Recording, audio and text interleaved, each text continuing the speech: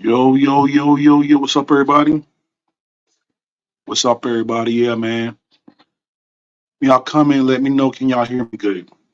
People start coming in, let me know. Can y'all hear me good? But yeah, we got a real good show tonight. Real good show. I'm waiting some more people come inside. But I want to let y'all know that Nairobi has everything, and I'm gonna address a few issues.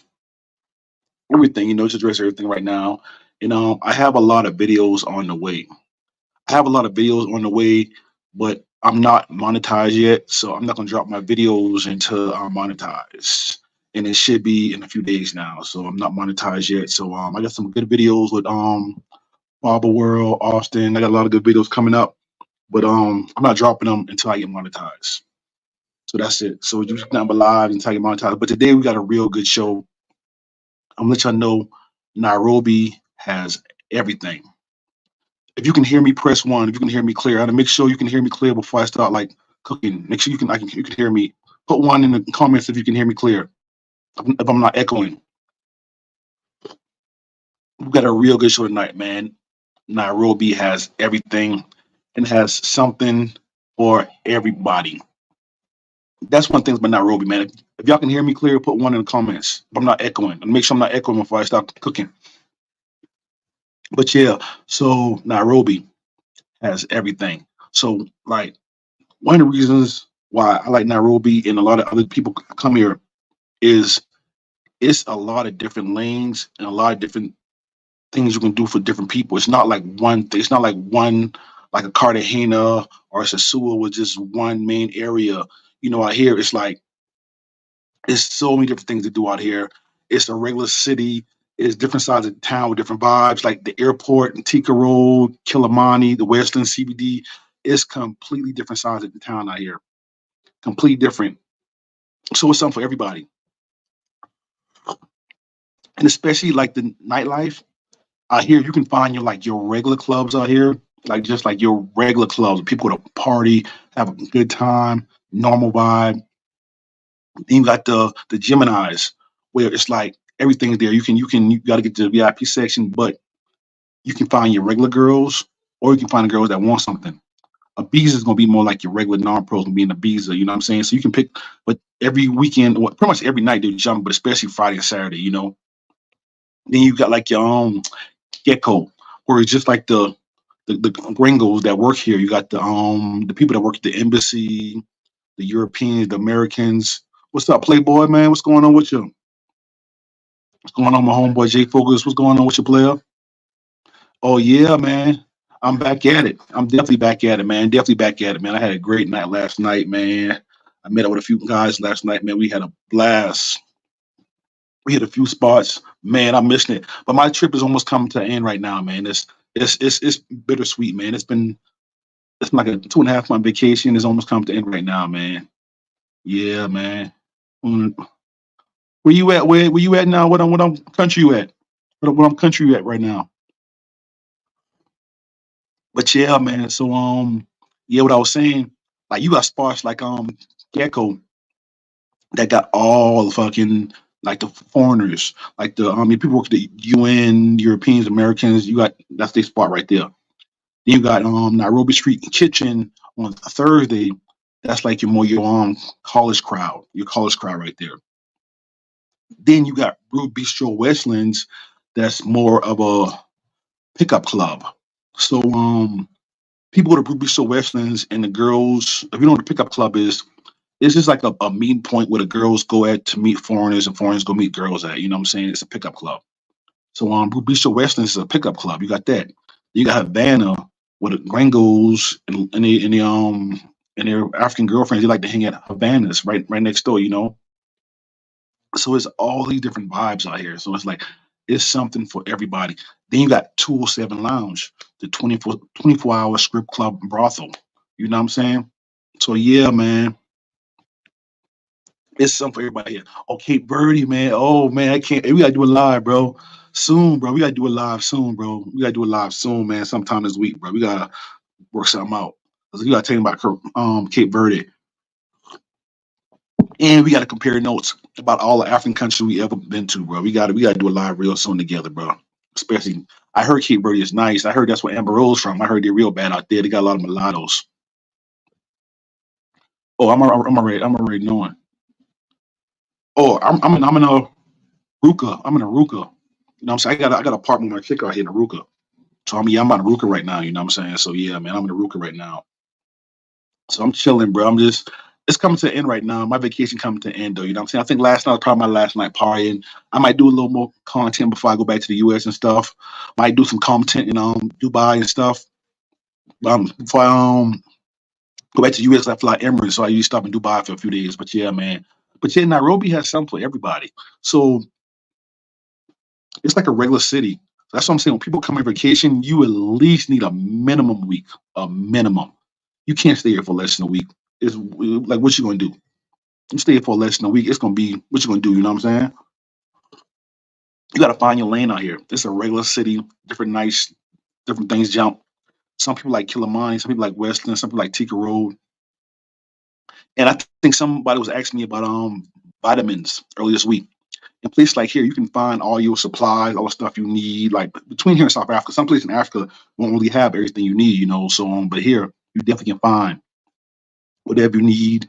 Stores, restaurants, different types of food, everything. So yeah, man. So Nairobi pretty much has something for everybody. And make sure that you when you come here, you don't stay less than a week because you need at least minimum. You need more, but at least you need a minimum a week to figure this place out for yourself and see what you like. Because a lot of guys we hang out together and we like totally different clubs. We like different places to hang out and stuff. But it's something for everybody out here. It's something for everybody. Yeah, man, I'm waiting on that Cape Verde content, bro. You gotta drop that, bro, soon, bro. I heard they bad out there. I heard a lot of mulattoes out there. You know, everybody want to see the red bones out there in Cape Verde. Show 'em, man. Yeah, man. So, anybody want to join the live? Tell us about Nairobi or anywhere else in Africa? More than welcome. I got the link in the description. Anybody want to join the live? But yeah, man. So, so what I would say, of your very first time coming here, of course, I always tell everybody first thing you should do pipeline, pipeline, pipeline. You said Austin said there's more Americans in Nairobi and Colombia. Is that true? Uh,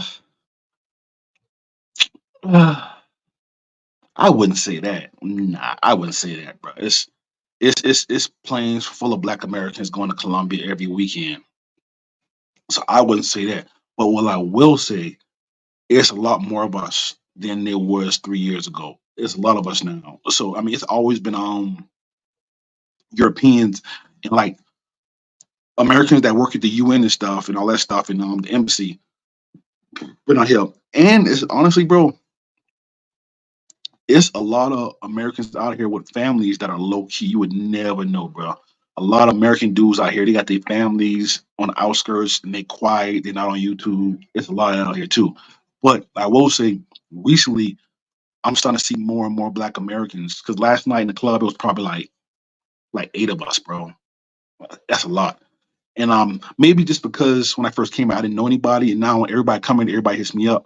So I got like a few homeboys leaving, a few homeboys coming to town. It's like when I'm here, it's always people coming and leaving all month now. So it's picking up. It's definitely picking up. But I wouldn't say it's Columbia level though. Nah. In Columbia, bro, it's planes full of Black dudes coming from New York and Miami. That's all Americans. So I wouldn't say more to Columbia, but it's definitely picking up though. Definitely picking up. And a lot of us are coming out here every weekend. And I'm enjoying to see it, bro. So you next thing you know, next thing we're gonna have to do is start investing in and then we got to get our own hangout spot, like something like flip flops and Sasua Georgia Sweet Cafe in Medellin. We gotta find our own hangout spot out here sooner or later. Well, open one. I'm thinking about the next 2 years opening up one, but I want to get enough of us here first before I open up something because I want to be able to support it. I don't want it to be like a big club. I want to be like something like George Sweet Cafe or Flip Flop, something that just can maintain itself just with us. You know what I'm saying? I mean, I don't mind other people coming, but I want to have like a core base of us there, maintain like a pool hall, little soul food joint. Hell yeah. What's up, player, man? Everything good, man. Everything good, man. Out here in Nairobi, man, wrapping things up, man. Had a real good time. Successful trip, man. I got Patreon for my uncut stuff. I'm gonna put that up for y'all. Join the Patreon. Um, yeah, man, it's almost over, man. I really enjoyed myself, man. This was a real good trip, man. This was a real good trip. Really successful trip, man. I had a real good time. I did investments. I did a lot of stuff, more business. So it's been a lot less partying than my previous trips. I've been like looking in businesses and trying to get some investments going on out here and stuff, and just learn the laws, working on my residency and all that stuff. But yeah, man, I'm trying to get it in, man. And next summer, I might slip in a Colombia here and there, maybe early next year. But next summer is only Kenya and South Africa. There's no more exploring. I'm not. I didn't. I feel like I already did enough exploring Africa, and I'm passing the torch to y'all. So I tell y'all everything I know about these countries, and as y'all go out there and explore, man. I'm over it now. It's just Kenya and South Africa for me. That's all I need. Johannesburg and Nairobi. All right. So the weather. So I hear the weather. They're still in their winter time here. So their winter time is coming to an end right now. So during the daytime is warm, and at nighttime it gets kind of chilly. It's like like low 70s, low 70s, kind of nice weather. It's really like Medellin type weather. It's not really hot. It's not really cold. It's nice out here now. But for them, it's real cold. Like it gets a little chilly, and everybody put on a big jacket here. So it's almost like wintertime here now. Their wintertime, but all that really is the low 70s. And in Africa, well, in most places, a lot of places, like November, December, and January is their high season. So that's their high season. So that's when like it gets hot and everybody comes. All the people who live abroad in Dubai, America, they all come back here during the holidays, and that's their high season. So all the way to January, it's gonna be super hot. So our winter, so the seasons are like opposite. So our summer is their winter, and our winter is their summer.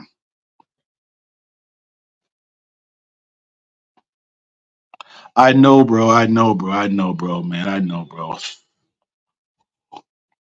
What it is, man, buying this property, bro. I gotta get that bread back up, man. Buying this property, man. It's investing. Last year I was just traveling and stuff, man. This year, man, I'm investing in stuff. So what I hear, man. You gotta, these long trips and stuff. These flights ain't cheap out here, man. It's investment. I gotta, I pay this. And I hear how they do it is it's either a 2 year or a 3 year plan, but you pay it off no interest. So it's like 35,000. Or foreigners they work with you. They just care. Their main thing is because you buying it from the developer. Their whole thing is they also want to make sure that you pay it off. They just want to make sure you pay it off before it's complete. You know what I'm saying? So if it's 2 years, 3 years, you got to pay that $35,000 off in 2 years. 3 years, you put like 10, 20% down. You pay every month, but there's no interest because you're not buying it from a bank like us in America. You're buying it directly from the developer. You know what I'm saying? Botswana, I heard Botswana is nice. I heard Botswana is nice. I got a few dudes who like it out there. I think Jay Focus went out there too. Check his YouTube. Travel Connection partner. He went out there. He enjoyed it. Travel Connection went out there. I think Jay Focus went out there. I think he went out there, but I know Travel Connection went out there. I heard he liked it. You know what I'm saying? But I heard Botswana is cool. But I love South Africa, bro. It has. I feel like in that region. I heard Namibia is cool too. I heard it's out there. I almost went out there this year, but I heard Namibia is cool. But yeah, but South Africa got everything you need down there. Johannesburg, you got Cape Town, you got Durban. You know what I'm saying? Except for me, all is well with you. Difference between Rwanda and Nairobi. Like, oh man, it's a lot. The big Rwanda, what nightlife? Rwanda has no nightlife, bro. Like Rwanda has no nightlife. Monday, Tuesday, Thursday, when Wednesday, Thursday, Friday, there's nothing going on. And on Friday and Saturday, you're lucky if you find one club that's jumping. On Friday, I hit like every weekend I went out in Rwanda, I hit 4 or 5 clubs. All of them more dudes than girls. All of them. That one club, that clip I showed y'all, that was packed with girls. That was the one club I found Saturday at 1:30, and they close it at 2 a.m. So I got there at 1:30, went in. So I said, you know what? Next Saturday, I'm gonna go in this club super hard. Because I noticed the real club in Rwanda. So I get there next Saturday. I got my bottle. I'm ready to show out. Why the club empty? Because it's some festival going on somewhere else. It's some local artists, and it just after that I was like, I'm done. I'm done with Rwanda, bro. Well, the thing about Nairobi is it's different type of lounges, different type of clubs, different atmospheres. It's like a regular city in the US where you can pick your crowd of people, you can pick your class. You can go to the local clubs. You can go to Gemini where people show off a little more, or you can go to like restaurant lounges that people just vibe in. Or you go get upscale stuff like Milan, or the Nairobi Street Kitchen. They have the salsa at night. You got Havana. Nairobi is it's like it's different layers, it's different class, and Nairobi is like a hub in East Africa. So you can find Ethiopians, Somalians in Nairobi. It's a whole Somalian side of town in Nairobi called Eastlands. It's like a literally a whole side of town. They have a huge mall with nothing but Somalians called Eastlands. They have their own side of town. So Nairobi is like a really, really diverse city in East Africa. You can a lot of Tanzania girls come in on the weekend. You know what I'm saying? So it's just Nairobi is more of a melting pot. You can find anything. Rwanda is just kind of slow and boring. The girls are pretty and they act shy, but nightlife wise, I feel Rwanda doesn't even have nightlife, bro. You're lucky if you find one thing that's lit. You're lucky. On Friday, say you're lucky. Consider yourself lucky if you find a packed club that has girls, because most of them be all dudes in Rwanda. So that's pretty much the difference. Anything else you want to know about? Just hit me X. Yeah, yeah, yeah. I did. I hung out with Austin Enzo. Out here, the travel community out here in Nairobi is still pretty small. So everybody knows everybody. We don't have none of that drama. All that internet drama, that's from internet, you know what I'm saying? But out here, but we all cool, we all kick with each other. Matter of fact, me and Joe, he interviewed me and I interviewed him. So he probably drop his whenever he drop his, but I'm not gonna drop mine until after I'm monetized. I'm not monetized yet, so but I only got like 50 hours to go, so I'm almost monetized for my 4,000 hours. Yes, I'm not dropping my interview with Zoe until after I get monetized. And yeah, me and Austin, we hung out last night. All us hung out last night. We were all in Ibiza. Yeah, we had a real good time, bro. We had a real good time. Just hanging out, kicking it, vibing. Nairobi is always a real good time hanging out here, bro. Everybody cool. Everybody get along. Ain't no problems. Everybody got chicks. You know what I'm saying? Everybody get a happy ending. It's cool, man. Real good vibes out here. Yeah. So the thing, especially about the nightlife here, on the weekends, it's a million clubs to hit, but pretty much at 1 a.m. you want to be in Ibiza or Gemini because those like the after hour clubs. So like they always get packed. They're like you're guaranteed. If you get there 2 in the morning, people coming all night. So for me, I like going to Ibiza on Friday and Saturday. Go to Gemini. You can't lose. You can't lose on those clubs. And a little trick I can tell y'all about Africa. Free game. I should be charging for this, but free game in Africa. Well, maybe in other countries too, but mainly in Africa. A lot of girls in the club, they're cool, they're available, but they act normal. So a lot of dudes, if you're not like a guy like approaching, cold approaching, all that stuff, all you gotta do is tip security. Tip them $5, $10, maybe like 400 shillings, between 300 to 1,000 shillings. Tip security, and they'll bring you chicks. You know what I'm saying? So you get a section in Gemini on the Visa and the VIP. You get a section. All you gotta do is you go there by yourself, bro. Tip security. So I got you. So I want some girls. I want a dark skin, I want a light skin girl. I want a tall girl. They'll go grab and bring her to you, bro. You know what I'm saying? So free game, bro. Easy win, brother, out here. So dudes who don't like cold approaching or chasing chicks, bro, all you do is pay security, bro, and they got you, bro. Free game out here. So it's interesting. All right, are they bringing pros or normal chicks? So all right. Out here in the clubs, I'm gonna be honest with you. It's gonna be a mix. It's gonna be a really good mix. You know what I'm saying? So it's gonna be like Ibiza is gonna be 70% non-pros, 30% pros Ibiza. Gemini gonna be 50-50. 50% pros, 50% non-pros. You know what I'm saying? So and they kind of act almost the same. So it's kind of you gotta get your third eye to tell the difference between them. So, but I'm gonna get you both. You know what I'm saying? But you gotta kind of weed them out. They'll bring them to you, but you gotta talk to them and read and feel them out. You know what I'm saying?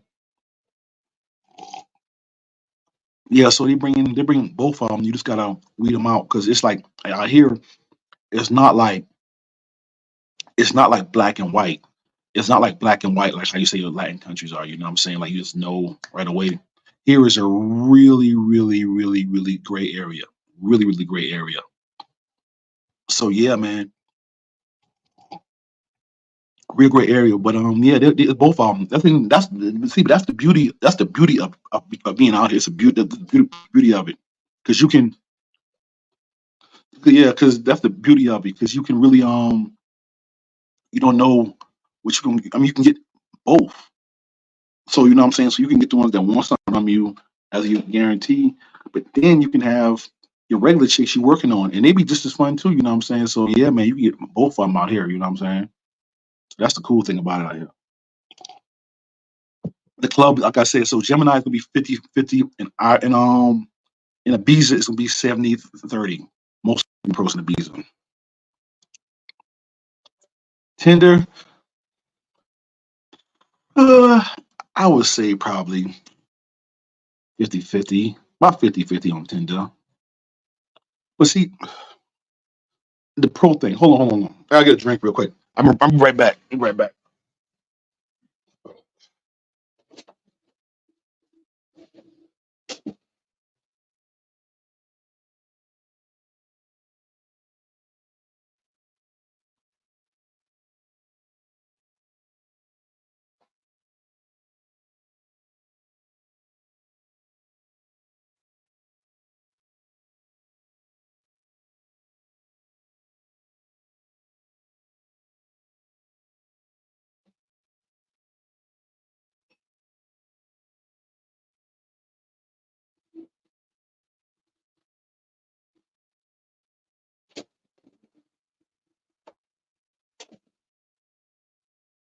There we go. Yeah, I'm right back. I'm right back. Oh yeah, now you can get started.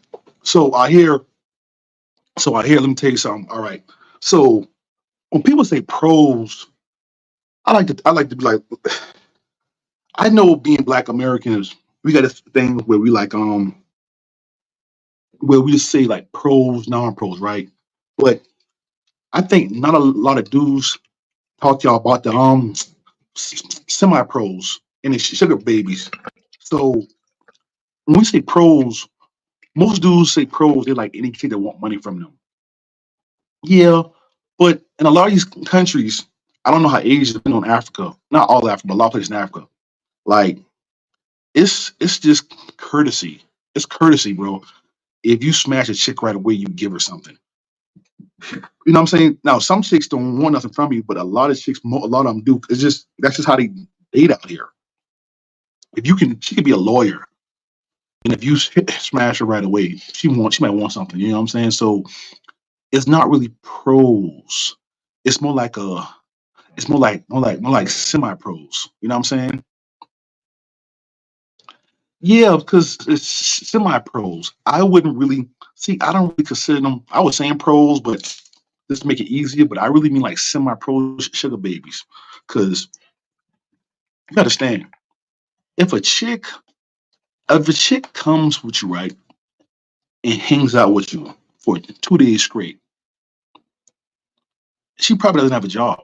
She's probably like you know what I'm saying, or like self employed.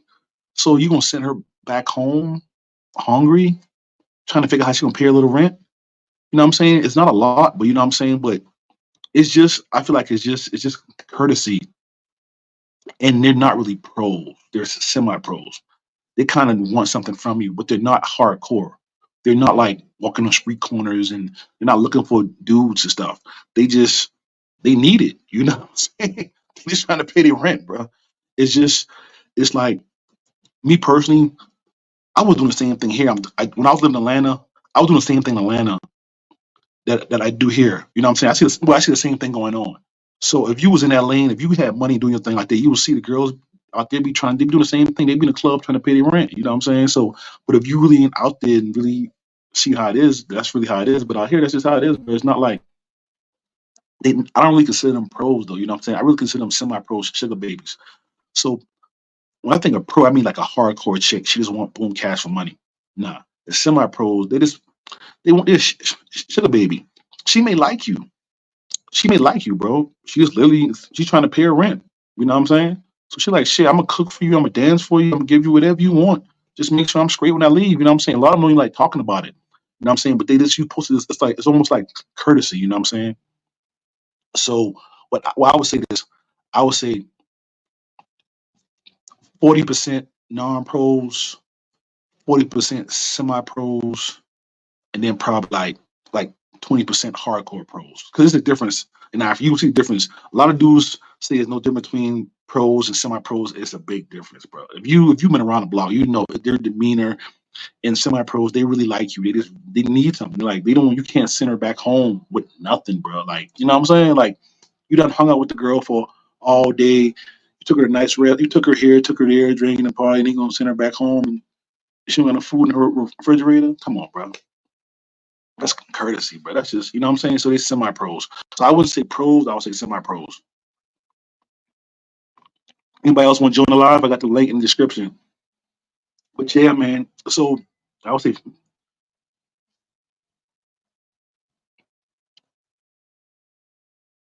oh man, come on, bro. Why you gonna ask me that? Why you gonna ask me that, bro? Why you gonna ask me that, bro? Why you gonna ask me that, bro? You know, you gonna get me in trouble, man. All my keen people will watch my channel, bro. Get me in trouble. But I'm gonna tell you the truth though. I ain't gonna lie to you. I'm not gonna lie.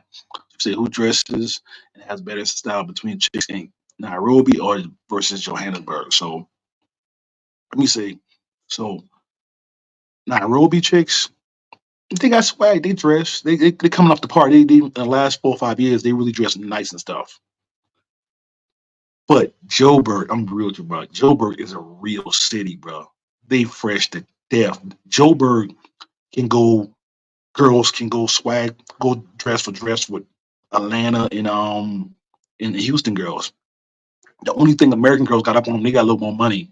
You know what I'm saying? The way the jewelry and stuff and all that stuff. But besides that, bro, yeah, bro, Joburg girls, bro, they on like they up to speed, bro. They like no, they only like they on the world stage, bro. Like Joburg is they can compete, bro. Joburg girls can compete like with any black girls in the world, bro. They swagged out, bro. They like they up to like the you know what I'm saying? Like we're talking black girls now, up to Atlanta, Houston girl level, you know what I'm saying? So I would have to give that one to Joe Berg to be honest. Even though I love both of them, you know what I'm saying? But I gotta give that Joe Berg, bro. They fucking swag is unreal. Unreal, bro. What's that what you're saying? It's like in the Caribbean, that's why. Yo, I understand that what you're saying. Yeah, man, it just courtesy. I feel like a lot of American dudes, we got this thing in our mind is just pro, non-pro, pro, non-pro.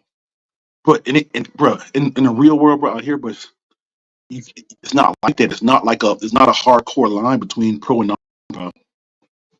It's sugar babies, and honestly, sugar babies and the semi-pros are probably the majority. You know what I'm saying? They want something. They don't be on that speed, but they really need it, bro. Like they really need it. You know what I'm saying? It's not like and they really like you too. You know what I'm saying? So you know what I'm saying? So some of them they assume that you're supposed to know to throw me a little something. You know what I'm saying? I don't really because she don't want to feel like a prostitute. She don't want to feel bad for asking you too. You know what I'm saying?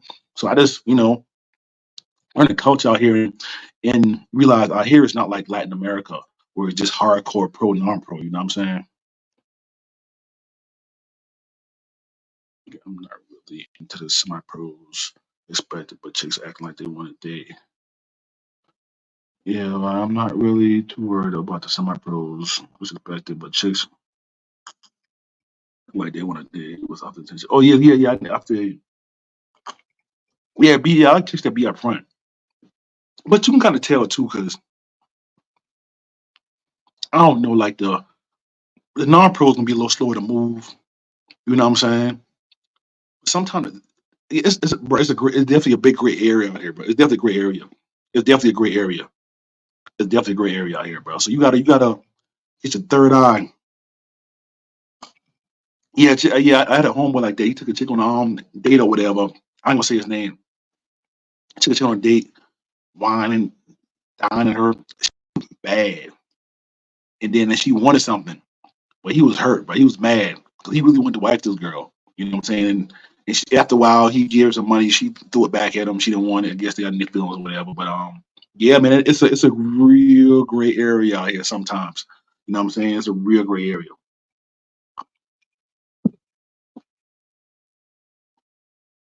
All right, so Pollard, um, not really, but I will say this: it's a spot called 207 Lounge. 207 Lounge. All right, it's a 24-hour script club brothel. 24 hours. So you can go there, you can get food, you can drink, party. We got like 20 girls. So you go there right now and they got music playing, but you can go there 8 in the morning and they'll wake the girls up and they'll do like a lineup for you. So I tell everybody like 207 Lounge in Nairobi is pretty much your backup plan. That's your backup plan in Nairobi. 207 Lounge. If you had a tough night, the Tinder girls ain't doing it, you didn't get none in the club, go to 207 Lounge. You'll be all right. Yep. Yep. We definitely got to make that, bro. I'm real with you. See, I love Joe, bro. I love South Africa. I love South Africa. The only reason I prefer Nairobi over South Africa is the vibe, the people, and the safety element. Even with the riots and stuff, Kenya's way safer than South Africa. You know, way safer. You know what I'm saying? The safety element and the vibe of the people. Like, I would say Nairobi has more of a college vibe. Joburg is the real city. Dudes pulling up in Bentleys to the lounges. They popping bottles in the club back to back to back to back. It's the big boy league in South Africa. You know what I'm saying? People getting robbed out there with weapons. It's like America. You got to move smooth in Joburg. You know what I'm saying? So this it's small stuff besides all the screams in Joburg. I love it out there. It's just more safe and I like the vibe better right here. But Joburg, they super bad, bro. Yo, what's up, homie? What's homie, bro? Back in Kenya making up for lost time Rwanda. Yeah, man, I waste a lot of time in Rwanda, bro. I waste a lot of time in Rwanda. But I will say this though. It's worth the experience because now I feel like I already been to I've been to Rwanda, Uganda, Tanzania, and Kenya. So when people start talking East Africa, I know what I'm talking about. You know what I'm saying? So I'm glad I went though. I'm glad I went. I'm glad I went. But for now on, just King of South Africa for me, bro. Just King of South Africa. If you want a cutie, if you want a tall cutie with wide hips that acts shy but isn't shy, Rwanda's a place for you. Yeah, but not yeah, it ain't for me though. Rwanda ain't for me, bro. Definitely not for me. Like, I'm glad I went though. I'm glad I went. Ooh, good question right here. Good question. If you're an average looking dude, you're trying to date baddies, have to pay directly, indirectly. That's true. Preach, bro. I be trying to tell people this, bro. Bro, appreciate, hey, bro, Andrew, bro, appreciate you, bro. Tell them if you want these bad African joints, bro. I don't care what country you in. I've been to all of them. The dudes who got like chill girlfriends, they ain't the baddest joints. You know what I'm saying? If you can get them up. See, the thing about it is, you can get a bad joint, but you gonna pay directly or indirectly. You gonna pay, bro. If she bad, because she got to realize, put it like this. So I'm I'm going from Kenya, South Africa. In Kenya, the bad joints, you got the So you got the local dudes. They grab them early, the ones they want. You got the white boys. They like the they don't got no type, bro. But they be wanting bad ones. They be trying to wife them. And what they do is they pay all their bills and hide them in apartments so they don't even go outside. So they do what the white boys trying to wife them. You got the Nigerians. They like the Nigerians are pretty much the African weekend warriors. So they be throwing that money. They just gonna hit one time, 1 or 2 times they good, but they overpay. You know what I'm saying? So you got the Nigerian weekend warriors, the white boys trying to handcuff. The locals gonna catch. I think the locals more like the classy ones. They don't go off the bad ones. What I've seen so far in Kenya and in South Africa. That's why I don't want to stop Africans don't like Nigerians, bro. Because South Africa, the Nigerians, they go hard, bro. And they pretty much the weekend warriors. So the locals on that, they don't like them at all. But they pretty much they throwing that bag around, they throwing that money around, all that.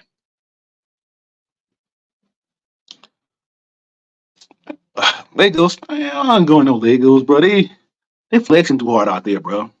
Marcel, what's up, player? But man, they flexing too hard, bro. I'm nervous to go to Legos and then the visa. It's the visa for me.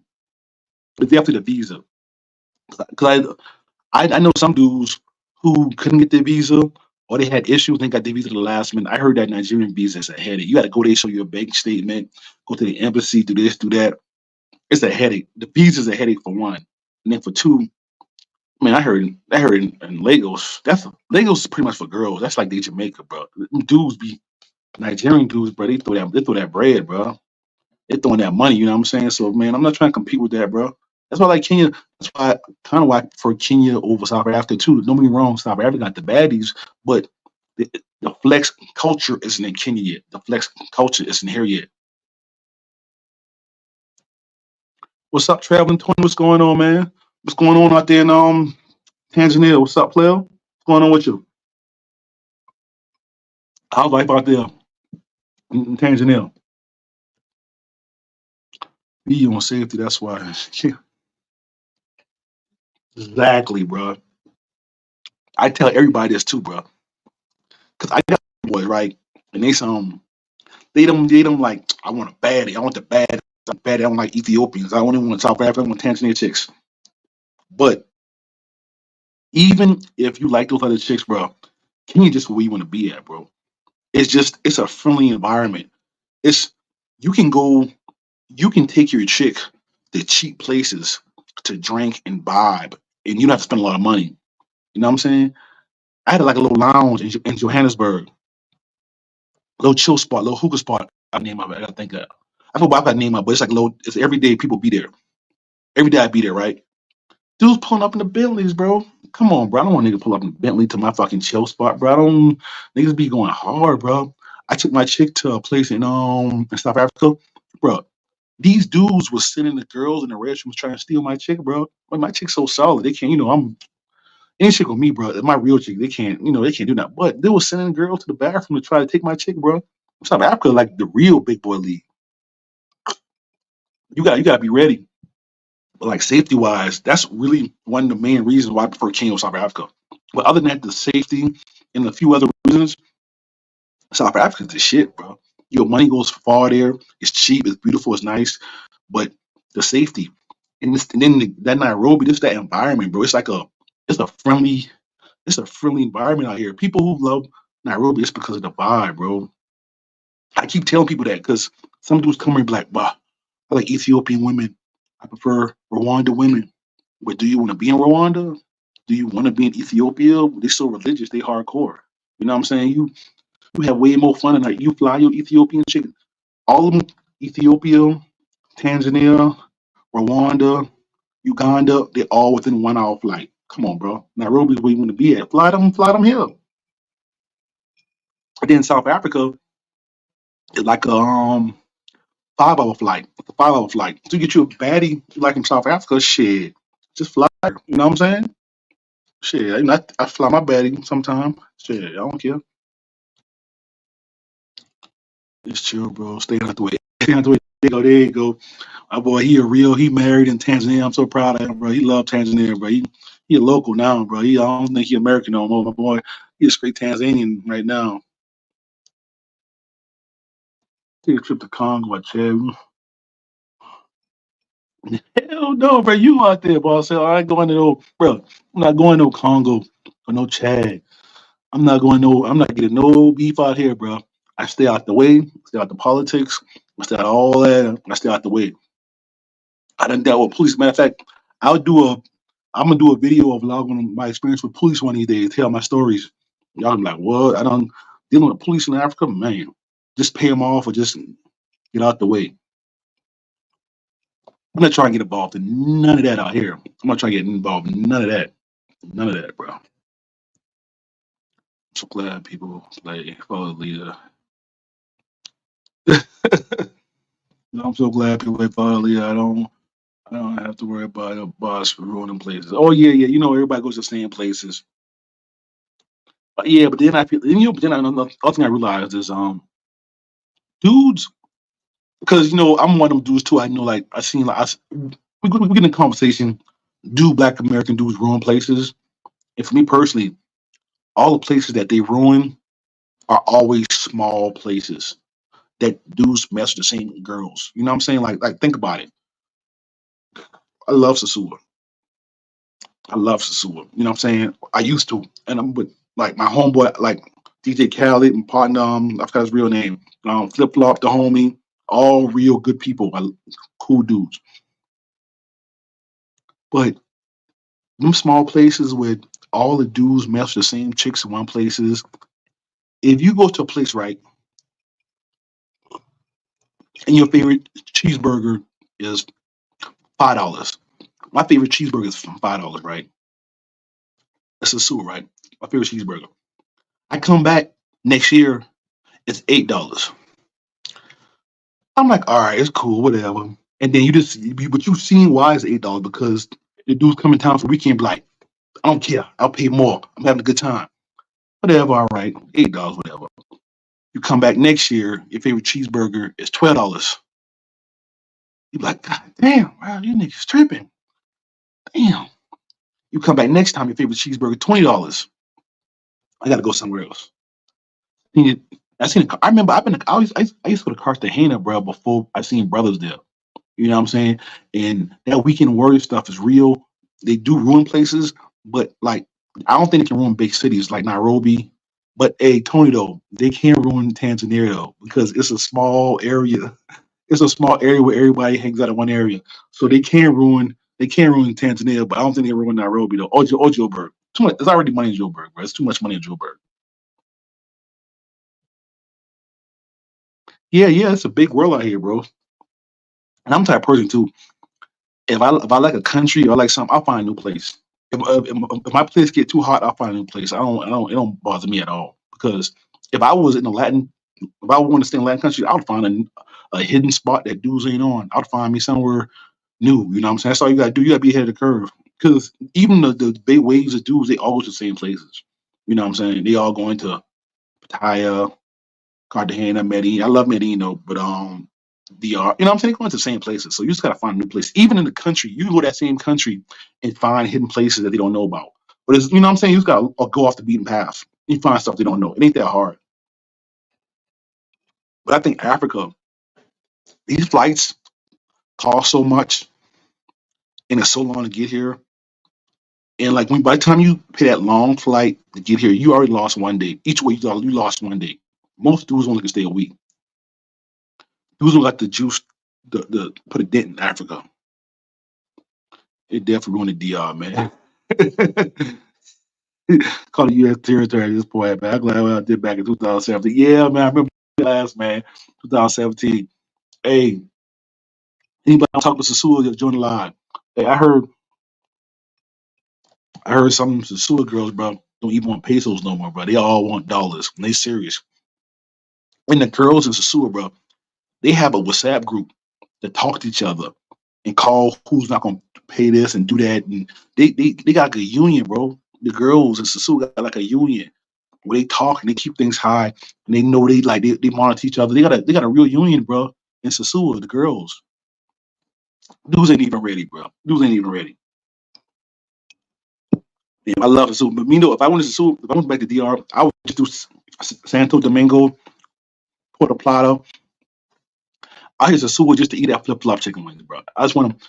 I was telling bros what's up. I like New Garden, the little like the feel, hang out the bros and stuff, and I'll tell flip flop what's up, get some chicken wings, and that's it. But I'm hanging in Santo Domingo and Puerto Plata. That's it.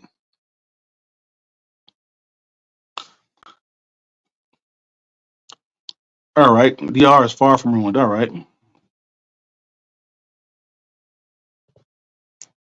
yo, what's up, player? Yo, what up, bro? Going on with you, man? Just chilling, just chilling. Just waiting for my son to finish getting the bath. I got this good All right, old fried chicken today. You know what I'm all saying? right, all right, all right. Hey, Man, killing the fried chicken. homemade, So homemade. homemade, man. Hell Got yeah, yeah, my yeah. I got my You kind of worker low. It's too. kind of low. I can barely hear you. Oh, okay. Hold on, my bad. Oh, the beaches in Sasua are world class, 100%, brother. Top top bleachers, crystal clear beaches in Sasua. That's where everybody Yeah, needs to I'm go, good man. because I'm real with you. Like the Sewer Beach, I had a good time. Like the beaches actually be a vibe though. Like as far as like if things didn't get out of control, like money wise and price wise, like Sasua Beach is a vibe. Like I'm saying, because it's like everybody hanging out there listening to the music. Like that was the first place I seen that catered to black men. Like catered, not like you go to Miami, you go to Daytona. They deal with us. But that's the first time I seen hotels that cater to black men. I'm like, wow. So it was a culture Yeah, shock at first. but it was better when it was more of like 2015 was more mixed. Like people from Norway, other places would come. It just got real ghetto. You know what I'm saying? That even the girls, they're super ratchet. It's disgusting. I don't know. Yeah, yeah, yeah. Even I looked online about, like if you watch YouTube videos, you look at Punta Cana and Sasua or like Sasua and like Medellin or whatever, you'll see like the sewer girls that like the class is like real low. Like how the brother saying, he said DR is far from ruined, maybe Sasua oversaturated, girls wide open. I can see that too, player. I can see that too, Andrew. I can see that. I see that. Maybe I need to give it a try again. You know what I'm saying? I'll check it out. Yeah, I don't know. The DR is just it's pretty ghetto. Not gonna lie. Overall, I mean, like overall, bro, it's like it's ain't nothing to write. Ain't nothing to write home about, man. It's just like America. They just speak in Spanish. They just Yeah, niggas that yeah, speak Spanish. yeah, yeah, yeah. That's literally. It's no real like different culture or nothing. Is niggas that speak Spanish. They talk about the same shit that we do in the States. I Yeah. mean, you could go to For me, I Baltimore mean, yeah, for me, and what I say, would do is for me, I would take my friends that don't travel, my friends that don't travel, I would take them there just to pop their cherry. "Yeah, I did You know what I'm that. saying? I did that." I'll take just to pop their cherry about traveling. That's all I would do, you know. Yeah, I did that. I just can't do it no more. Like I can't do Yeah. I can't do ratchet places anymore. Like, I'm cool on that. I'm over it. You know what I'm saying? Like I've done it so much. I'm over it. I'm over the ratchet shit. Like it gotta be cool. You know what I'm Yeah. saying? Hey, you in your earphone or something, you real low. It's hard for me to hear you. Oh yeah, I'm not on my earphones. I'm in my house. I got my fans going. I'm gonna go outside. Oh, all right, all right, all right. This Yeah, you I real didn't low. prepare for a live. Hold on, let me see. Maybe it's my volume. I don't know. Is it still low? Yeah. I don't know what's going on with this shit.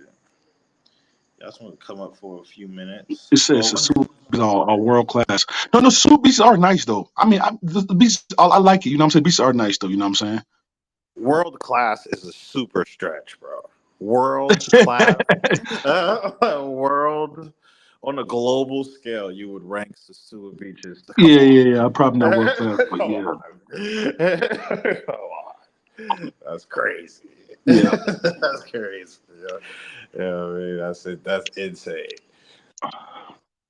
yeah, But man. the He's still cool living it thing, up in Tanzania, huh? yeah, I mean, I would say I'm just chilling. You know what I'm saying? I'm chilling, chilling. Um, I'm about to go by my plot to see what the where it's at. I'll post that video. I'm about to start doing videos again. It still sound low? Yeah, you usually are. At least I'm trying. Hold on, I'm gonna try and bring you off, bring you back in because it's Yeah, like it's yeah. Try. real hard to hear you. Let me drop Hold on, down. I'm gonna bring you. I'm gonna bring you off and I'll bring you back in. Let me drop Hold down. on. Yeah, yeah. Try to come back in real loud. But yeah, yeah, man. But yeah, we gonna hold on. Try and bring it back in. Hello. Yeah, how does that sound now? It's a It's the a same. little bit better. Oh, okay. I don't know what's going on. Maybe because my phone's about to die. Yeah, it's still pretty low. But what you got going on? I'm chilling, man. This probably it's almost over for me, bro. Like this is my I'm just doing a few more lives. You know what I'm saying? Before I drop my videos, 'cause I got videos with Austin. I got videos with Baba World. He was a cool dude, bro. He was real. I met him, bro. Like right before he left. I'm glad I left Rwanda early because I met him and he was a real cool dude, bro. Like we hung out. And I made sure, bro, his last night and his last day in Nairobi was we had a blast, bro. We went off. We hit so much clubs and stuff. We had a real good time. Real good dude. How'd you So meet yeah, him? man, I'm glad I left Rwanda early and got a chance to hang out with him and stuff. And so I got a bunch of videos I want to drop, but I'm not monetized yet. So I'm right at I got like 50 hours left. So after I get monetized, I'm gonna drop the video. I don't want to drop the videos until I get monetized. So I'm just doing lives until I get monetized. And after that, then I'm drop the videos with me and Barber World, me and Austin, all that stuff. How'd you meet Barber World? Did you just run into him? Now I think when I did my interview on BMT or whatever, did my interview on Uh, BMT, we just connect us up, you know what I'm saying? Because I feel like now uh, in Nairobi, I think since I've been coming to Nairobi for so long, and I've been the one like telling people come to Nairobi, come to Nairobi, come to Nairobi. Everybody, when people come to Nairobi, they hit me up now. Even the YouTubers, like a lot of YouTubers, when they come to Nairobi, they already hit me up. I think in Tanzania, you should start doing that, working that going on in Tanzania. So everybody come to Nairobi, I've been opening arms, like friendly and just like open to everybody who came here. So now it's a point now that what everybody hit me up. They go to Nairobi. Like when people come to Nairobi, they hit me up. Even YouTubers, like nah, everybody, when they hit Nairobi, they always hit me up. I'm not. You know, it's all right. I'm not really. It would have to be like a monetary thing because I'm living my daily life here, so I have no desire to like want to hang out and shit with people I don't know. You feel me? But I I got like got a you. That whole makes sense. family. That makes plenty You know of what I sense. mean? Yeah, I'm not trying to like. I'm not on vacation. And so no, and it's not saying like I don't like people and shit like that.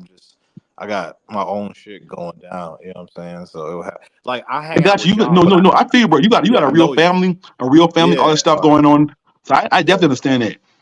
But yeah, man. yeah. But yeah, I think your mic bust on, bro. Because it's still is real low. Hold on, let me switch it. Hold on. All right. Caribbean beaches are known to be the world class. Yeah. I'm not taking nothing from DR, bro. The beaches are cool, bro. You know what I'm saying? I don't want to get into see me personally, bro. I want everybody to be together, bro. I don't want people to think this place better than that place. I want everybody to try everything and see what's best for you. You know what I'm saying? But it's really a nice beach. Sewell Beach is a nice beach, bro. It is a nice beach, bro. It is a nice beach. It's definitely a nice beach. It's baddies all over the world. Hell yeah. What you talking about, Marcel? What y'all talking about? Uh, Tony's a full time. Yeah, man, I'm proud of him, bro. I'm proud of Tony, bro. Because we started this journey to Africa around the same time, you know what I'm saying? So yeah, I was doing one of my countries, he was going to his countries. So we started this journey to Africa around the same time. So I kind of seen him. We met each other. I met him when I first started going to Africa and when he first started going to Africa. So we was hitting different countries here and there. And he went to Tanzania and he found his heaven in Tanzania. Got a family, doing good. And I'm proud of him. I'm happy for him, bro. That's the goal in Africa. You know what I'm saying? In Latin countries, y'all can do all that. You know what I'm saying? Even here, I don't care how much fun you have, but even if you like the semi pros, all that stuff, pros, non pros, if you're in Africa for longer than a year, bro, you gonna get a girlfriend. I don't care who you are, bro. Unless you a wholehearted individual, but you gonna get a girlfriend in Africa. But it's hard. It's hard to not get a girlfriend out here, but you gonna definitely get a girlfriend you come out here. You can find baddies anywhere, but the quality will vary greatly. Yeah, because you mean, yeah, and then what your definition of a baddie is, you know what I'm saying? Because you can find different type of baddies, you know what I'm saying? Uh,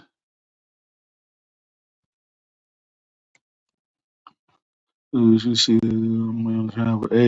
hey, man, next year, bro, Africa, bro, you gotta come with me, bro. You gotta come back to Kenya with me, bro. Or come to South Africa. Now I want you in Kenya, Marcel, bro. I want you out of control in Nairobi, bro. I can't wait, bro. You gotta come when I get back, bro. Shit, we might just miss each other, bro. I was supposed to be here, but I'm probably leaving early. You know what I'm saying? I got to get back to it, bro. These investments calling me, bro. These investments, they call me, bro. I got to get it. I got to get it. Got to get it, bro. These investments calling me. Tell me nothing like Kenya, bro. It's nothing, bro. Because people, it's like, it comes down to preference, too. All right. So if you just love Latin chicks, bro, it's nothing better than fucking, Medellin, Brazil. If you just like Latin chicks, that's what you like. You know what I'm saying? It is what it is. But if you like black women, bro, and you like a vibe person, think about Kenya, bro, especially Nairobi. Everybody is like extroverts out here. Everybody's extroverts. So like, if you like chicks that dance with you, invite you to their house, they cook for you, they show you their friends, they gonna dance for you, they gonna, you know what I'm saying, they gonna cook, they gonna laugh with you, they gonna drink with you, they got a sense of humor, they got personality. It's the King experience is all around. It's not a one thing, you know what I'm saying? Some dudes they just, man, I want a baddie from Colombia. I love Medellin too. If that's all you want, nothing's gonna compete, but nothing can compare to that. Nothing. Nothing. They're bad, bro. They're bad, bro. I left Medellin one time, went to Miami, and I was like, these Miami chicks ain't got nothing on Colombia. You know what I'm saying? So that's all you want, bro. You could never, you know what I'm saying? But I mean, it's the all around experience. It's everything. It's everything. It's the vibe. It's the experience. She gonna cook for you. You know what I'm saying? She gonna stay all night, bro. You know what I'm saying? She gonna do what you want. It's a different experience than just that short time in the school. You know what I'm saying? It ain't the same thing, bro. It's not. It's not. It's not the same thing. It's not the same thing. Like this man said, ain't nothing like Kenya. Uh, you got thick chicks out here. Like so, I would say Nairobi. I'm gonna say first. You have everything in Nairobi. You have everything for one. You have everything. But most Nairobi chicks are slim. Most are slim. But this is like a melting pot of East Africa. You can find the thick chicks, the big chicks, the slim chicks, the tall, the short. You can find them everything. It's like a regular city. You can find anything here. I'm serious. Like people think, even though most of them are slim, you can find anything here. You can find anything. I need to get a refill, bro. I'll be right back. I'll be right back.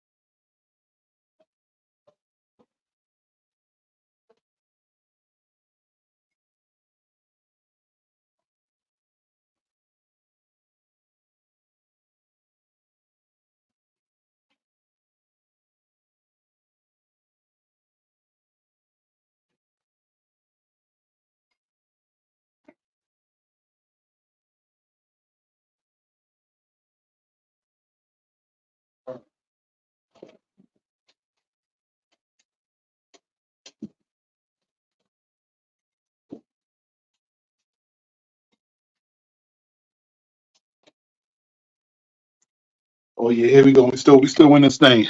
We still win this thing. So yeah, man. Like I said, here you can find anything you want. Nairobi, you can find anything you want. Any are big chicks, but most of them are slim. So that's just how it is. Third time this year. Third time. Oh, you bad, bro. You come to Nairobi 3 times a year. You got in you, bro. I tell everybody, tell a story. I tell you a story. So last year, me and Chick, we was hanging out in South Africa. Hanging out hard. We had a black. He loves South Africa. He loves South Africa. When he first got to Kenya, he was like, bro, I don't see you like why y'all like Kenya so much. I don't see why y'all like. I don't know why. All right, that's his first week. Shit, I second third week, and he came back. He stayed here 3 months. So for Kenya, it's more of a vibe. So you're not gonna catch it right away. You gotta really get in depth. You gotta feel it out. You know what I'm saying? Like some people, some places, like you go to South Africa, you go to Ivory Coast, you go to Colombia, you just gonna see baddies right away. So some dudes, that's all they on. So they gonna know. So they gonna be that's all they want. So you gonna see they like, oh man, I'm in heaven right away. This ain't one of them places. You need time to figure out your lane out here and how you want to do it and catch the vibe. You have to catch the vibe. It's not like it's just you like I'm beautiful. You hit South Africa, you're gonna see the super thick, the super bad joints right away. You're like, oh yeah, South Africa. Whew. You know what I'm saying? But here it's like you gotta go to the nightlife. You gotta step outside before you see all that. You know what I'm saying? So I tell everybody out here, you gotta catch the vibe. I'm not gonna oversell it to you. You know what I'm saying? He said the reason dudes go to the same countries because the quality is there. Yeah, I guess the quality is there, and just I say easy access to the quality. You know what I'm saying? Because you can find bad joints, and well, I guess Brazil has a bunch of cities. You can go to Santa Marta's lit. You know what I'm saying? They go to easy access where they know every other dudes go at. You know what I'm saying? The quality, they're like, but one free game right here, player. Free game, free game. The more dudes go to a place, the harder it is for you gonna really that bad joint to really rock with you, bro. You go to an off-brand place in Latin America, them bad joints will be way easier than the cards. I'm not talking like to really rock with you.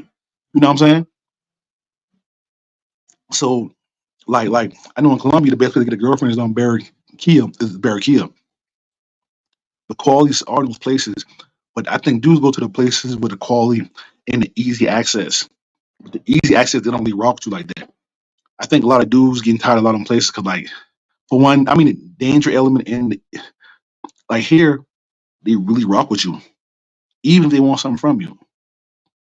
That's the big difference, and I think that's why people do like Asia and Africa because they rock with you more and harder than you say the Latin Americas.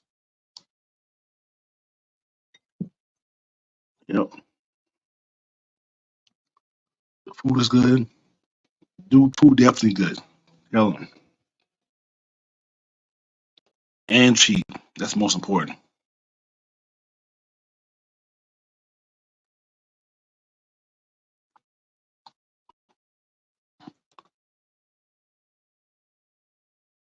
Well, says Sasua is I'll say Nairobi is a cold city with no beach. I'd rather be so. Well, they do have a beach. It's Mombasa and Diani. It's a 30-minute flight, or take the train 5 hours. Mombasa and Diani. They do have a beach out here, and it's only cold certain times of the year. Hey, but if you love Sasua, bro, do your thing, bro. They say my birthday town, bro. It didn't Houston. Yeah, man, we're gonna pull up. We're gonna do our thing in Houston, bro. You definitely need to do our thing in Houston, no matter what. The preference of mine of Africa. Yeah, once that's your preference, you can't go back. It's all come down to your preference. It all comes down to your preference. You know what I'm saying? If you only like Latin chicks, bro, it's nothing.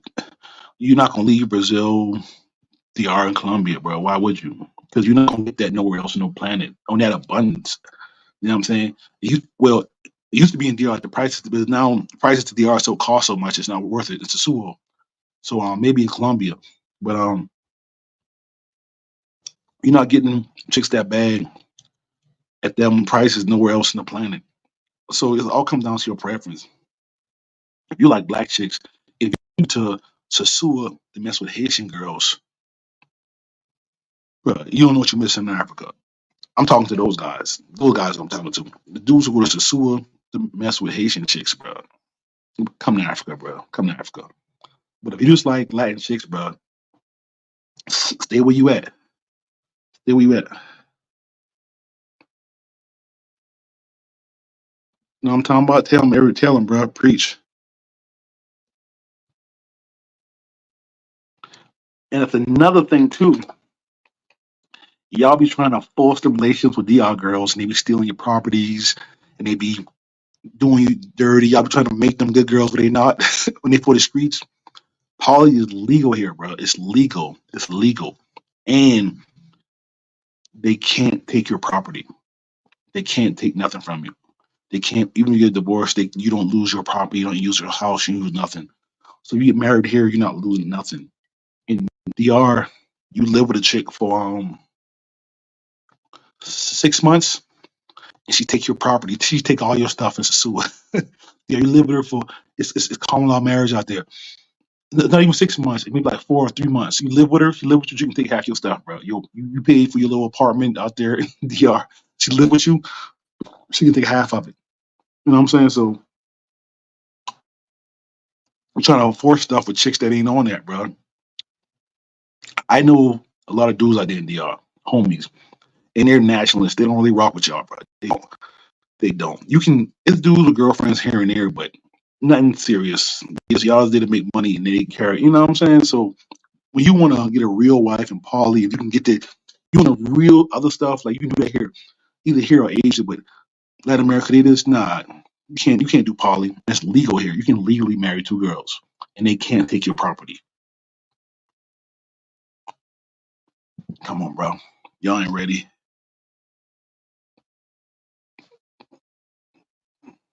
Yeah, yeah, yeah. Eventually, because for me now it's investments.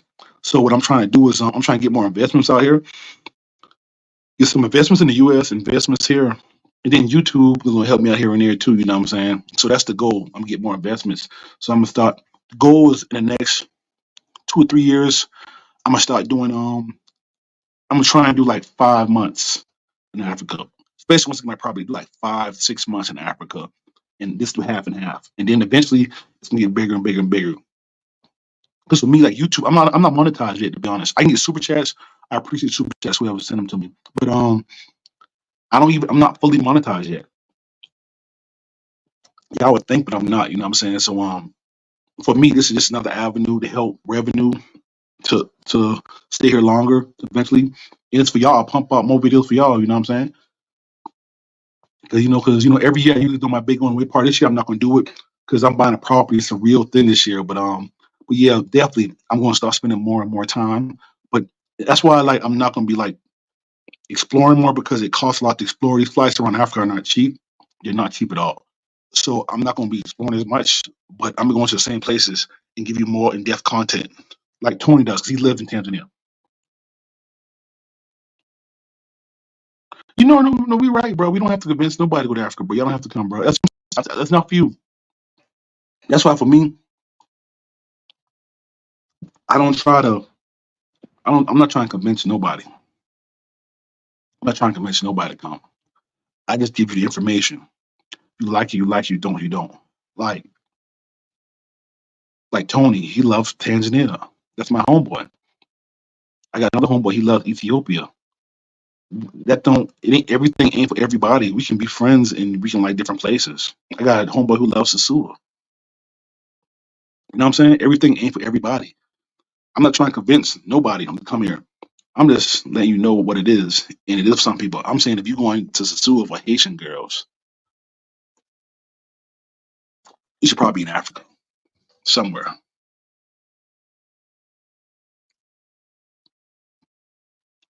If Africa is because the bad reputation. Let's say, and you tell the boys by having access to know.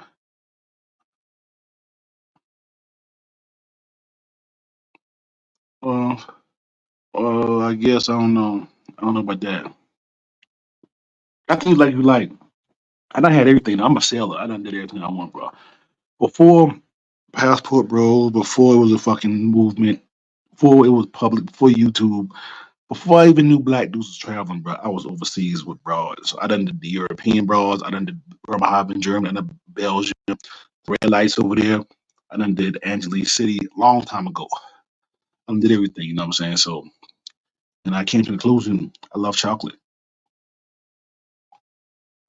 but everybody ain't a chocolate lover. It's cool. You don't have to, bro. You don't have to be a chocolate lover either. You don't have to be a chocolate lover. Some of us are.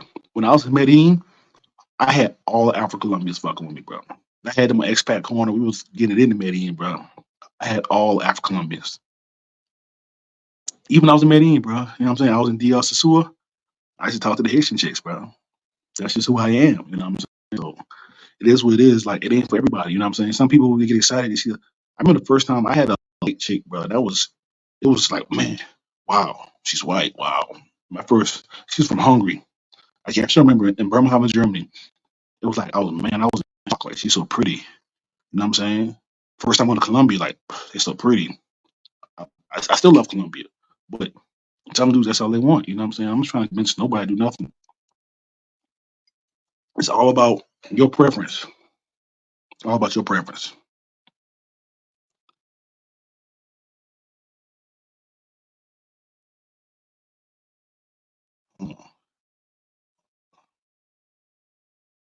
That's good. Here's what you want. Which one is? Hold on. Oh, appreciate it. I'm gonna get that Patron. Yeah, yeah. I'm gonna drop the link, bro. Get it going, bro. You know, like, a lot of content you can't drop on YouTube, bro. I'm gonna get the Patreon. Let y'all see my real how I really get down out here. You know what I'm saying? I can't do it on YouTube.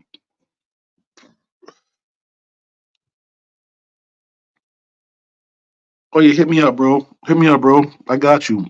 We got a WhatsApp group. Message me on Instagram, GMT underscore GM travel life. GMT underscore travel life on Instagram. I add you to the, our African travel group.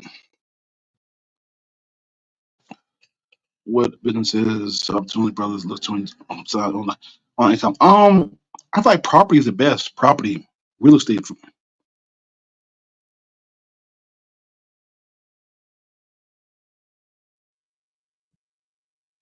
Hello, Hi. hello. I can't hear you. Oh, can you not hear me now? Yeah, I can hear you now. Yeah. Okay. So this is the problem I have with you Uh huh. guys. The way you and Austin are selling Africa. I'm an Yeah. African Yeah. living here in the US. Uh Here huh. is All the right. thing. Speak. Huh? My computer, is it good? It's not, you can't hear me? Can you hear me? Yeah, I can hear you now. Yeah. Go ahead. Okay. So this is the problem I have. And you guys are trying, if it almost looks like you guys are trying to sell a dream, that you guys try to make Africa look like, it's a land of honey and milk. When I am an African and I know, the Africa you guys are trying to sell doesn't exist. Why is it almost seems like you guys are working overtime to sell Africa. Why is that? Like, why do you want to convince people to come to Africa? Well, I mean, for me, I mean, I'm not really trying to convince nobody to come. It might be for you, it might not be for you. You know what I'm saying? But I know what you're saying. It is hard though. It ain't perfect. There's a lot of hardships. There's a lot of like people suffering out here. But you know, We have a different time too, because you're from here, you're born here. Us, we come here with American money, a little bit more going on average. So for us, it's a different experience out here. So for us, I have Africa American. for us, like most I'm of not. us, huh? Oh, go ahead. Go ahead. Oh, I was just saying, like for us, it's just more. I think a lot of dudes that travel, they focus more on the partying and the partying, entertainment, women on the in the beginning. The beginning that's the only thing that makes them fall in love with it. That's what makes them fall in love with the country. But after they fall in love with it, then they're ready to go through the hardships, start businesses, and make investments afterwards. So even all those Latin countries that they go to DR. It's problems out there in DR and Sua. In a lot of Latin countries, a lot of problems in those countries. But when the dudes first come there, they fall in love with it because it's just like the surface layer.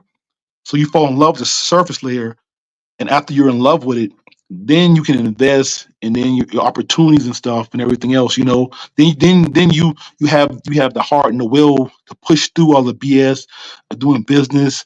Your power going off. You're trying to upload your video. The internet's not working. Exactly. You know what I'm saying? That helps you push through all that. So I feel like the first phase, dudes come is fall in love with the country, and after they fall in love with it, then they're willing to deal with all of the hard stuff. Mm, here is the thing. You guys are not telling the hard stuff. Actually, Austin was telling the hard stuff, which is when I go to Ethiopia, that's where I'm from. When I go Uh-huh. back, yeah, my family is middle class in Rela, but that is, I think you guys go to the middle class part of the family, the city, but right next to it is poverty. Right next to it is suffering. You guys are not. Austin said that there was a lot of scamming, there was a lot of begging, but somehow you guys never talk about that. You guys try to Yeah, make yeah, it you're look right. like You're right. You're right. Well, matter of fact, all right, just all right, no problem. I'll do it. I'll do a video on just because you said something. I'll do it. I'll write it down. I talk about the scamming, the street kids in Ghana and here. They ignore everybody else. They see me, they run to me. They give me a hard time, and yeah, it definitely is hard. So yeah, she's right. She's right. It's not all perfect. It's not all perfect. You know what I'm saying? It's not all good here. You know what I'm saying? You do scams that watch out for. The street kids, they do on us real heavy. You know what I'm saying? They beg us, they go hard. You know what I'm saying? Because you gotta realize we're from America. Our government supports us. We got the child support system. We have the fucking government assistance. They don't have that out here. They don't have that. So people are suffering out here. You know, I think before I want to do a slum tour. When I do slum tour, I want to do something in like the hood, like give toys away, do something for the community. I think if you anyway gonna say something, you gotta do some good things for community. So she right. I'll talk about the hardships. You know what I'm saying? It's not perfect for them. I mean, for us, we're coming here with a little bit more. We're on the upper echelon. Even the places like the Westlands and Kilimani, that's the upscale part of Nairobi. That's like the higher echelon. You know what I'm saying? That's not like the slums. It's not the CBD. It's not where like a bunch of slum areas. So. But she's right. You know what I'm saying? So yeah, she's right. It's a lot of slum areas, but we're freaking the better areas. No, no, no, no, no, no. I like Haitian. Nah, you read me wrong, Playboy. There's nothing wrong. I love Haitian chicks. There's nothing wrong with Haitian chicks. I'm saying if you're going to Sasua or Haitian chicks, you should probably be in Africa. That's what I'm saying. That's all I'm saying, bro. I'm not trying. I'm not trying to oversell it. I'm just saying if you're going to Sasua or Haitian chicks, why are you not in Africa? That's all I'm saying. You know what I'm saying? Drinking night. Yeah, so that's the only thing I'm saying. That's the only thing I'm saying, bro. Nothing wrong with that, bro. Nothing wrong with Sasua and Haitian. I love Haitian chicks, bro. I love Haitian chicks.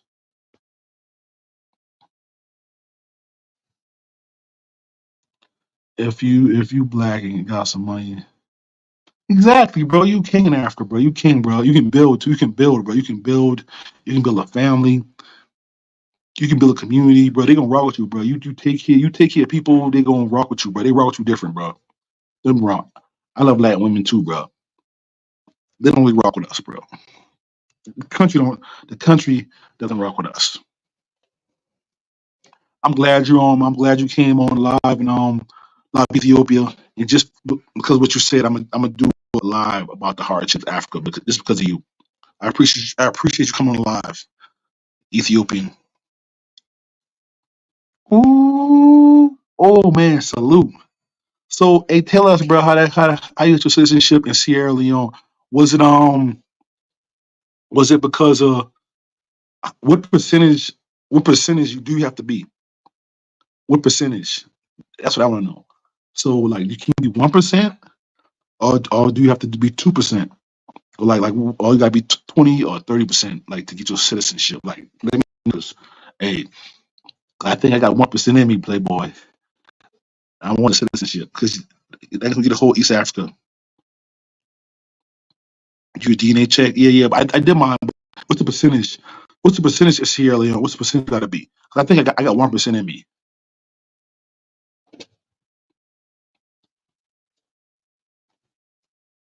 I appreciate it. Thank you.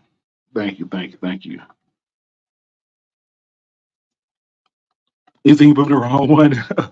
All right, man. Hit me up on hit me on the side, bro. Hit me on WhatsApp or on my IG. We'll chop it up. If I put you in the wrong one.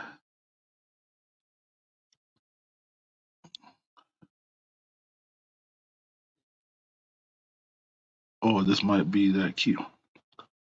Oh yeah, yeah, yeah, yeah. No problem, bro. We don't. You know what I'm saying? Me personally, bro. I think you know what I'm saying. People got the wrong impression. And I think if you ignore people, it's gonna cause more problems. She came in, she spoke her piece, bro. You know what I'm saying? I don't got nothing against her. I'm gonna try and show her the, you know what I'm saying? Like, be cool and cordial. If they go left, then it is what it is. I did my part with people. We not into that, like on this channel, bro, in our world, our African world, bro, we try to befriend everybody. We try to be cool to everybody, bro. We not on that beef and stuff. I did that in America. I don't got a beef on America. I don't got a beef online and drama. We don't do that. We don't do that over here, bro. We show everybody, we show love, and until they prove me wrong. Until they prove me wrong, you know what I'm saying? We try to show love to everybody.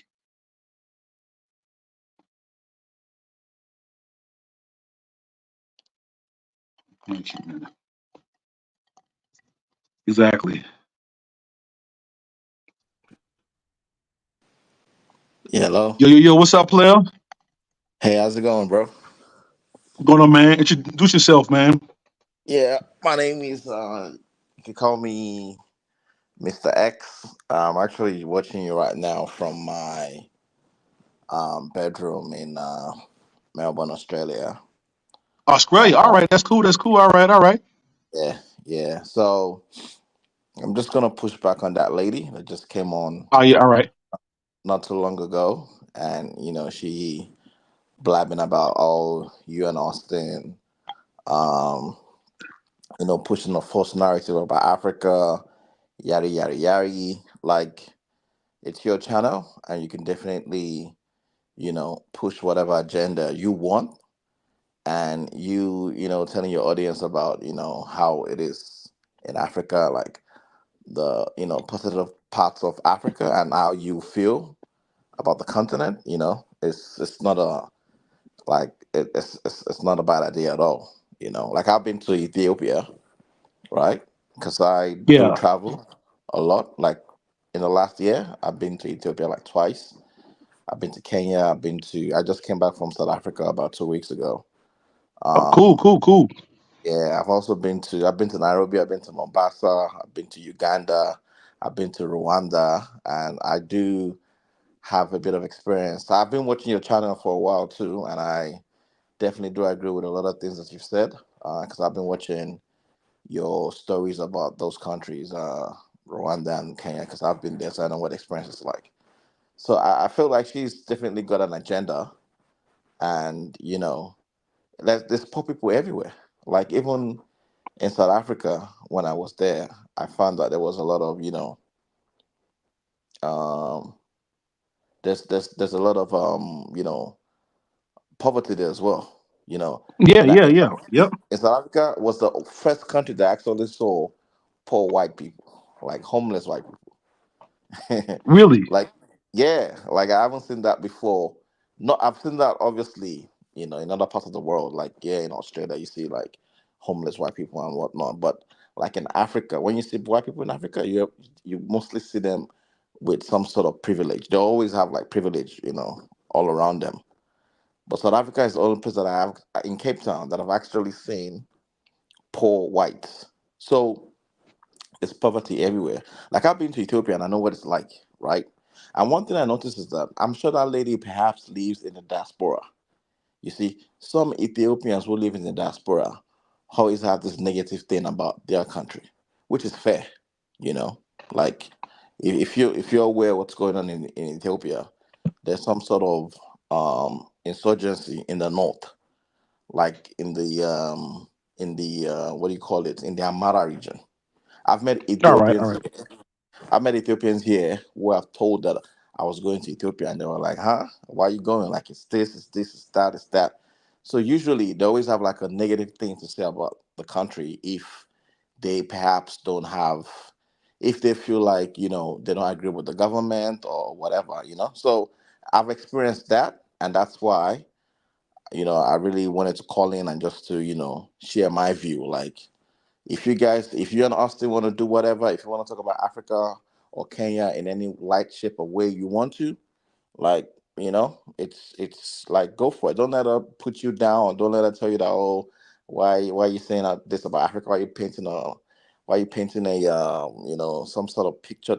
Like, or the main if you look at the news, the stereotype about Africa is that it's poor, it's this, it's that. That's what the international news pushes, right?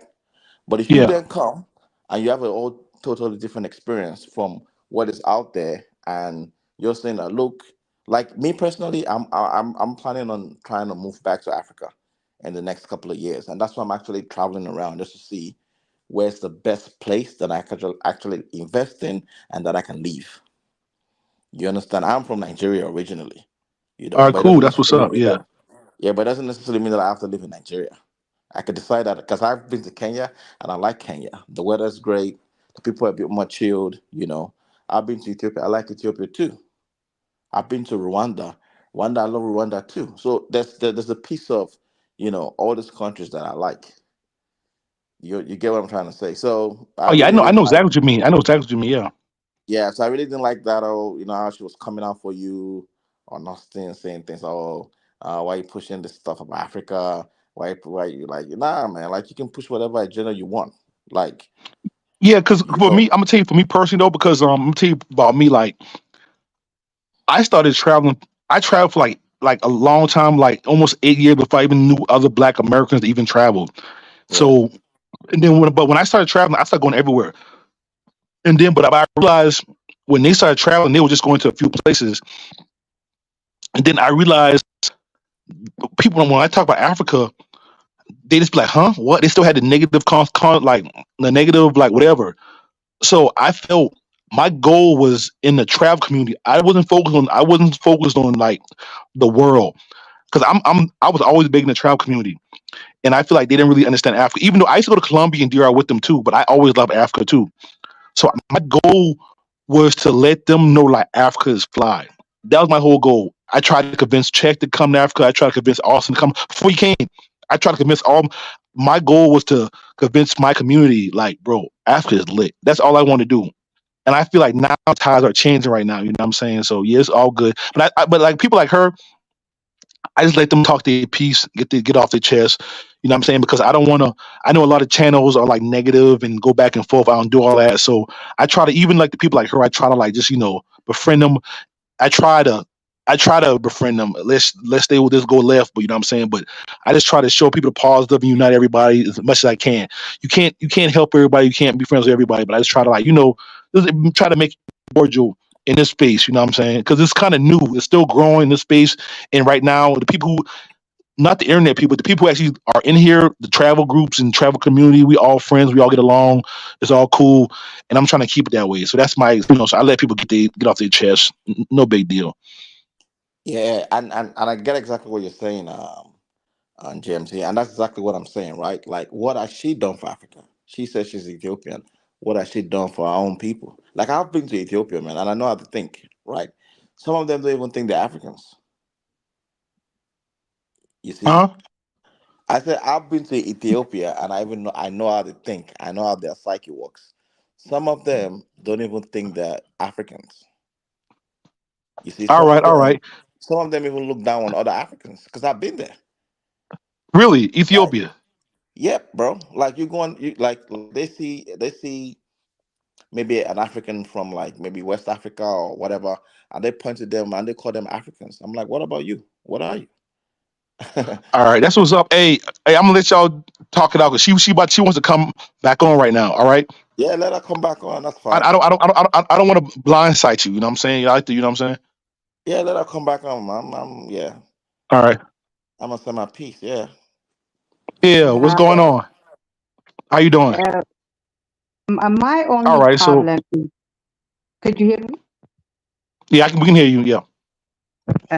My only problem is, if you are to talk about Africa, I want it to be about the real Africa. I mean, I'm not, I do not support just showing, making it look like, Africans are, poor people, nothing else happens, or which is, bad. And then what you guys are doing, which is just showing, the upscale part of Africa, just show us that, like there should not be any narrative. I don't know why you guys want to push a narrative instead of just show us how you do your life every day, and then let us, make our own. Let people make their own decision just watching. But there seems to be this. Like almost when you guys go to the DR, you just show us how you live in the DR. But when you go to Africa, it's almost like you're trying to convince people instead of just showing how you live and let people say, well, you know what, GMT is living really well in Africa, let me go. But there is like, you guys are sitting here trying to convince people, and I don't like that part. Okay. So I've been to, like, I'm African, right? But I live in the diaspora. I live in Australia, right? So whenever I go to Africa, because I've been to Kenya, I've been to Addis, I've been to Rwanda and the likes. I was just in South Africa like a few days back. Now, me being from the diaspora, right? The fact that I come from the diaspora, I wouldn't like I would say I'm more comfortable than the average African living in Africa, right? Now, if I go to Africa, I'm not gonna be staying in the ghetto. I'm gonna be staying, like, when I was in Kenya, I was staying in wetlands rather. So I was staying like in the upscale part of wherever city that I was living Mm-hmm. in. When I was Yes. in Addis, I stayed in like 4 5 star hotels. I stayed in Airbnb. I've been to Addis twice, even thrice. So Mm-hmm. you don't expect someone like me or someone like GMT, who's from the diaspora, who comes to Africa, to stay in the ghetto or in the slums. No. So his experience would definitely be different than someone who is actually local, because it's not local, it's American. And so Exactly. yeah, that's what I'm trying to say. So my experience while I'm in Africa and the experience of an average African is totally different. When I Yes. was in Kenya, I stayed in Westlands. I stayed in an Airbnb. I was there for a couple of days. I know how much I spent. When I was in Addis, I stayed in an Airbnb for 2 weeks. I spent $1,000. Right? That's off the means of an average Ethiopian living in Addis. So our experiences is different from the experience of a local who lives in those countries, right? So what we are going to be talking about will be totally different from what the reality is of the average citizen or person who lives in those countries. So this guys, personally, I feel like they are speaking based on their experience. Like if you want to, if like I feel like if you want to know, if you want to push whatever narrative about Africa or Africans are suffering, you just turn on BBC and CNN, and that's what they're going to show you. So that's what the traditional media is for, to push bad news, right? To push all the negative comments or commentaries about Africa. Like if you've got a YouTube channel and if your experience as a traveler is coming to Africa and exploring those places that you feel like, then so be it. So I don't feel like they're Okay. so I don't feel like they're pushing any sort of trying to make people believe. There's not like I follow his channel and I've and I know the type of things that he talks about. He says it as it is. I remember I was watching his show, one of his videos on Rwanda. He said, and that's the trick because I've been to Rwanda, so I could really reason with his experience, because I've been there. I know what it's like. So, and what you should understand is that each channel, like most of these other channels, are predominantly the audience is Black American men. So what they want to listen to, the sort of stuff they find interesting is different from you, who is a woman, or will be. You understand? So I think the context is a bit different, and we shouldn't just try and push certain narrative or trying to bring people down just because we feel like. 'Cause I've been to Ethiopia. I know what it's like. I Yeah, know and Ethiopia. you try to use that, the prior attack against me, but I'm going to ignore it. But here is the thing. I I hate it when African, the only narrative about Africa is poor people, poor people, poor people. I hate that. But if what you said is what I want them to do. If you are, just show us how you live without trying to create a narrative and let people make the decision. If he is living, in the rich part of the city, then let us just say it. But there is, when you watch them, if you watch Aston, he is every day, tell, like, if really he believes Africa is as good as he says it is, he wouldn't be needing to, convince people. Why do they have to convince people? Just show us how you live and let people decide whether to go or not. Why is that? Why do they have to convince people Africa is good if Africa is good? I beg to differ, madam, because I don't really think Austin is trying to push any narrative because Austin was in Africa, right? And one thing you should know about YouTube is that the if you're living in Africa, you actually even earn less on YouTube than if you're abroad. I don't know if I guess you can confirm that, right, GMT? Like the money Yeah, you get, the money you actually get from YouTube is actually less than you would get Yeah. if you're living abroad. Yeah. So yeah, yeah, I yeah, think yeah, yeah. Because the YouTuber dudes, they actually like they have to pump out a lot of videos. They don't get paid that much unless you have a big channel like Check or Fake or something. Like a lot Yeah. of them don't get paid that much. They get enough just to pay their apartment and just party a little bit here and there. so. Yeah, Yeah. that's exactly what I'm trying to say. So the thing is that Austin was in Africa, right? Austin was in Kenya for a few months, but Austin is a traveler, is a YouTuber, so his content And was what did he becoming. say when he left Africa, Kenya, and go to Thailand? What did he do the very second day after he left Africa? Well, I'm not here to defend Austin or because But I'm just telling you based on my experience and how I well, you feel. were trying to defend because Aston said that Africans were scammers, Africans were beggars, and the begging makes living in Africa hard, but No, more expensive. no, but it is true. People beg in Africa. Yes, yes, Yeah. they do. But That's not a lie. let me kind of let me Yeah. chime in real quick because I know Austin and being a YouTuber sometimes you exaggerate and sometimes it's like you gotta realize he's young. Like me, I'm older. I don't tell my age a lot, but I've been traveling for a long time. I'm well experienced traveler. He's a young dude that if he wasn't traveling, he would be in America partying. He would be in America doing the same thing he's doing around the world right now. if he wasn't traveling. So you got to realize he's really really young, and he jumped in traveling really really quick.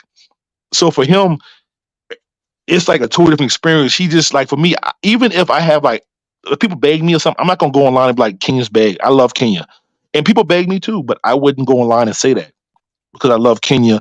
I have Kenyan friends, and I'm just older. I just know I wouldn't say that like publicly. But he's not lying though. You know what I'm saying? But he's young. He's a younger person though. You know what I'm saying? I'm older, so some things I probably wouldn't say that he says, but I don't think he's lying though. I just want to say that real quick because I I know him. don't He's think cool, I dude. don't He's young. And that's I exactly what I'm don't think trying to he's say lying. because she's saying that you guys are pushing a wrong narrative about Africa, but that's the actual truth, and that's what Austin said. People actually do beg in They do. I mean, if yeah, you are an African, like you say you are, they do. I yeah, mean, because I was when I was in Addis, right? People were kept begging me all the time, but you didn't see me. exactly. Yeah, but so why you mad that Austin has said that? I'm Because not you're saying, mad. But now but he has changed the narrative. He is now saying that, he said that, because people beg so much, living in America, in Africa was expensive. But now he has changed the narrative and he's saying that, even though Africans beg, it's not that bad. So so there is so a new yeah, no, say what you want to say. Yeah. uh, but there is a new narrative being spun around, right? And that is what why don't you guys just let people decide whether they want to go to Africa or not? Show us everything. Show us people asking you for money. Show us you going to nice restaurant. Show us everything. Do not be like, let people decide. Why is it necessary for you guys to come? I mean, not you, but GMT and the others to come here and, Okay, And just before let you go first, but for me, I'm gonna say like this. So growing up in America, right? They taught us all negative things about Africa. It's always negative. It's always hungry chicks. I mean, hungry kids, poor, disease. They always like. That's why like most Black Americans, they have a negative like thoughts about Africa. They just because like when you're young, they kind of brainwash us about Africa. So I made it my purpose that I don't want to show the negative. I mean, for you, I'll try to make a more of a balance, but I already know that they already have a negative what they want to see about Africa. So I just want to show a happier, fun, friendlier side because I know most Black Americans they don't see that a lot. They don't see. I remember my first time in Nairobi. My first time in Nairobi, I had a going away party. I had a going away party. It was just we were just drinking, Bob, and had a real good time, right? And I recorded. I posted on like online or whatever. I had like 40 dudes hit me up like, bruh, I'd never in my life seen Africa like that. I had 40 dudes hit me up like not even on some like just like man, like you showed me something I never thought like I changed their whole perception because they never even knew that girls could have a good time, just party, have a good time. They thought it was just either serious or hungry or whatever. So I made it my purpose to show a happier upside of Africa. You know what I'm saying? But I'll try to be more well rounded too. You know what I'm saying? But I'm letting you know where I'm coming from because where we grew up at, they only showed us negative. They only showed us so like for people like us, we're like pioneers.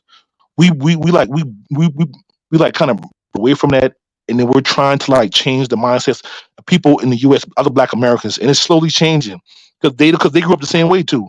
They only used to seeing the negative, so we trying to show them like the positive side. You know what I'm saying?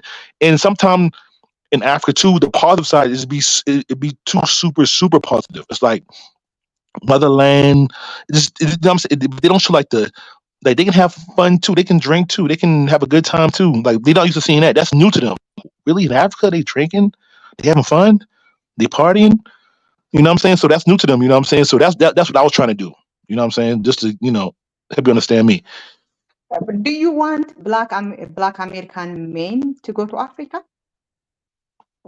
I'm Yes, because I very think honest. yes, because that's mainly my audience. But my thing is, like I told you before, even though like even like the Latin country, right? The top layer, they fall in love with your country on the partying, the women, the nightlife. That's when they fall in love with the country. But after they fall in love with the country, that's when they invest. The second layer is, all right, I'm gonna help the community. I'm gonna buy a business, open a restaurant. I'm gonna buy a real estate. That's part two. You know what I'm saying? So for me personally, I feel like my purpose was just trying to help them fall in love with it from the surface layer. So I've been just showing the nice stuff, but I can show other stuff too. You know what I'm saying? I don't mind. You know what I'm saying? If they ask me, I'm going to tell them. But yeah, like you know what I'm saying? I try I do mainly show a positive side, but I try to show them the positive side. And when they come, even in all like the Latin countries they love, they fall in love in Dominican Republic and Colombia. Is so much problems out there. Colombia, they drug news. Americans die every week in Colombia. In Dominican Republic, they dudes get ripped off all the time. But dudes already fell in love with the country, so they don't care about the negative. You know what I'm saying? But the first step is to fall in love with the country. You know what I'm saying? So I'm just helping them fall in But love with there the is country a first. difference, right? There is Huh? a difference. There All is a right. difference between the between Latin America and Africa. The women in Africa are black women, which a lot of passport bros do not find attractive. In Latin America, they are well, willing to risk getting killed because these men like non-black women. But I mean, James has a picture of himself with this Kenyan women, and if you read the comments, it is so disgusting. Saying that how ugly she is, why they would go all the way to Africa to find the same women they could find here in America. Da, da, da. So you cannot compare the two. I do not think once they see the negative of Africa, the negative part of Africa, I don't think they will they will keep going there the way they do to Latin America, because in Latin America, the women they like are there. But in Africa, the women they like are not in Africa. They don't like black women. So why would, there is no comparison. But I'm gonna say this real quick. You can't like confuse the internet with real life because it's trolls on the internet that don't travel. So it's some dudes in America that never left America that are probably saying those all that. You know what I'm saying? So I'm not talking to them. That's not my audience. You know what I'm saying? He can be on my channel and talking, but I don't care about him. You know what I'm saying? It's a dude in America that never traveled to Africa and they don't know nothing, and they still talking the ignorance they know. I don't care I don't care like about them. I ignore that. But it's for us most Black Americans, like we came up in black cities. We only saw the black girls. So when they first go to Colombia, it's more like a fetish. You know what I'm saying? So some dudes do it for a little while. Some dudes that's all they want. But I can tell you honestly, it's a lot of Black Americans that love black chicks. I can tell you that. I mean, I'm one of them, and I can tell you it's a lot of dudes like that. Austin one of them too. But it's a lot of dudes. They can sit. They done been around the world. They like what they like. Some dudes go to the Dominican Republic and only talk to Haitian girls, and they're like super chocolate. You know what I'm saying? So what I'm saying is, it's it's always gonna be a few dudes. e- even African girls. It's a few African girls that's gonna like white dudes. It's like exotic. It's exotic. It's brand new. So some dudes go to Colombia, they're like, man, this girl, she's fucking. Oh, she's light skinned. Wow, she's they're I don't want Colombia.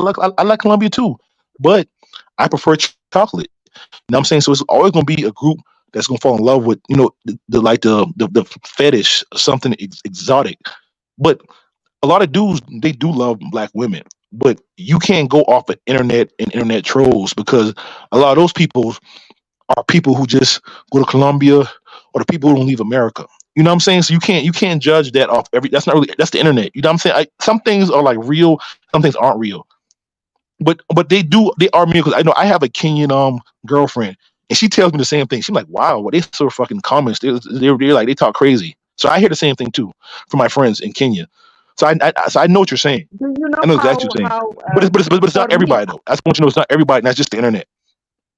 for me as a Black woman, as an African woman, it is disgusting to see you guys subjecting these African women to such, ridicule. When an African woman is on your side, on you guys, what's called on you guys, when you guys bring African women, the comment section is, 50-50 attacking them.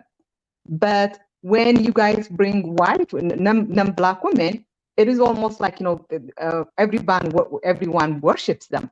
So I don't know if you know that I am the owner of the account called Keep Africa Passport Bro Free. And All because right, all I right. do not, why? Okay, so it seems like you have your own agenda, Zeb. Hello? You okay? Or who just came in the building? What you got to say to the new person? I just brought somebody. Add someone to the chat. Could you remove the comment so that we could see who the name of those people, just for like 1 second? No, the comment. What you want to The do? comment that You know what? I want to see the name. The name of who? I know your name, but the guy that on top next to you. All right, hold on. Let me see if I can do it. Let me see if I can do it. Hold on. Just click on the one that says "Why can't men just bring one new comment?" Like click on one new comment and then click it back, and then it will go up. And then take this one off. Okay, so Mr. Oh, there X, you go. go All ahead. right.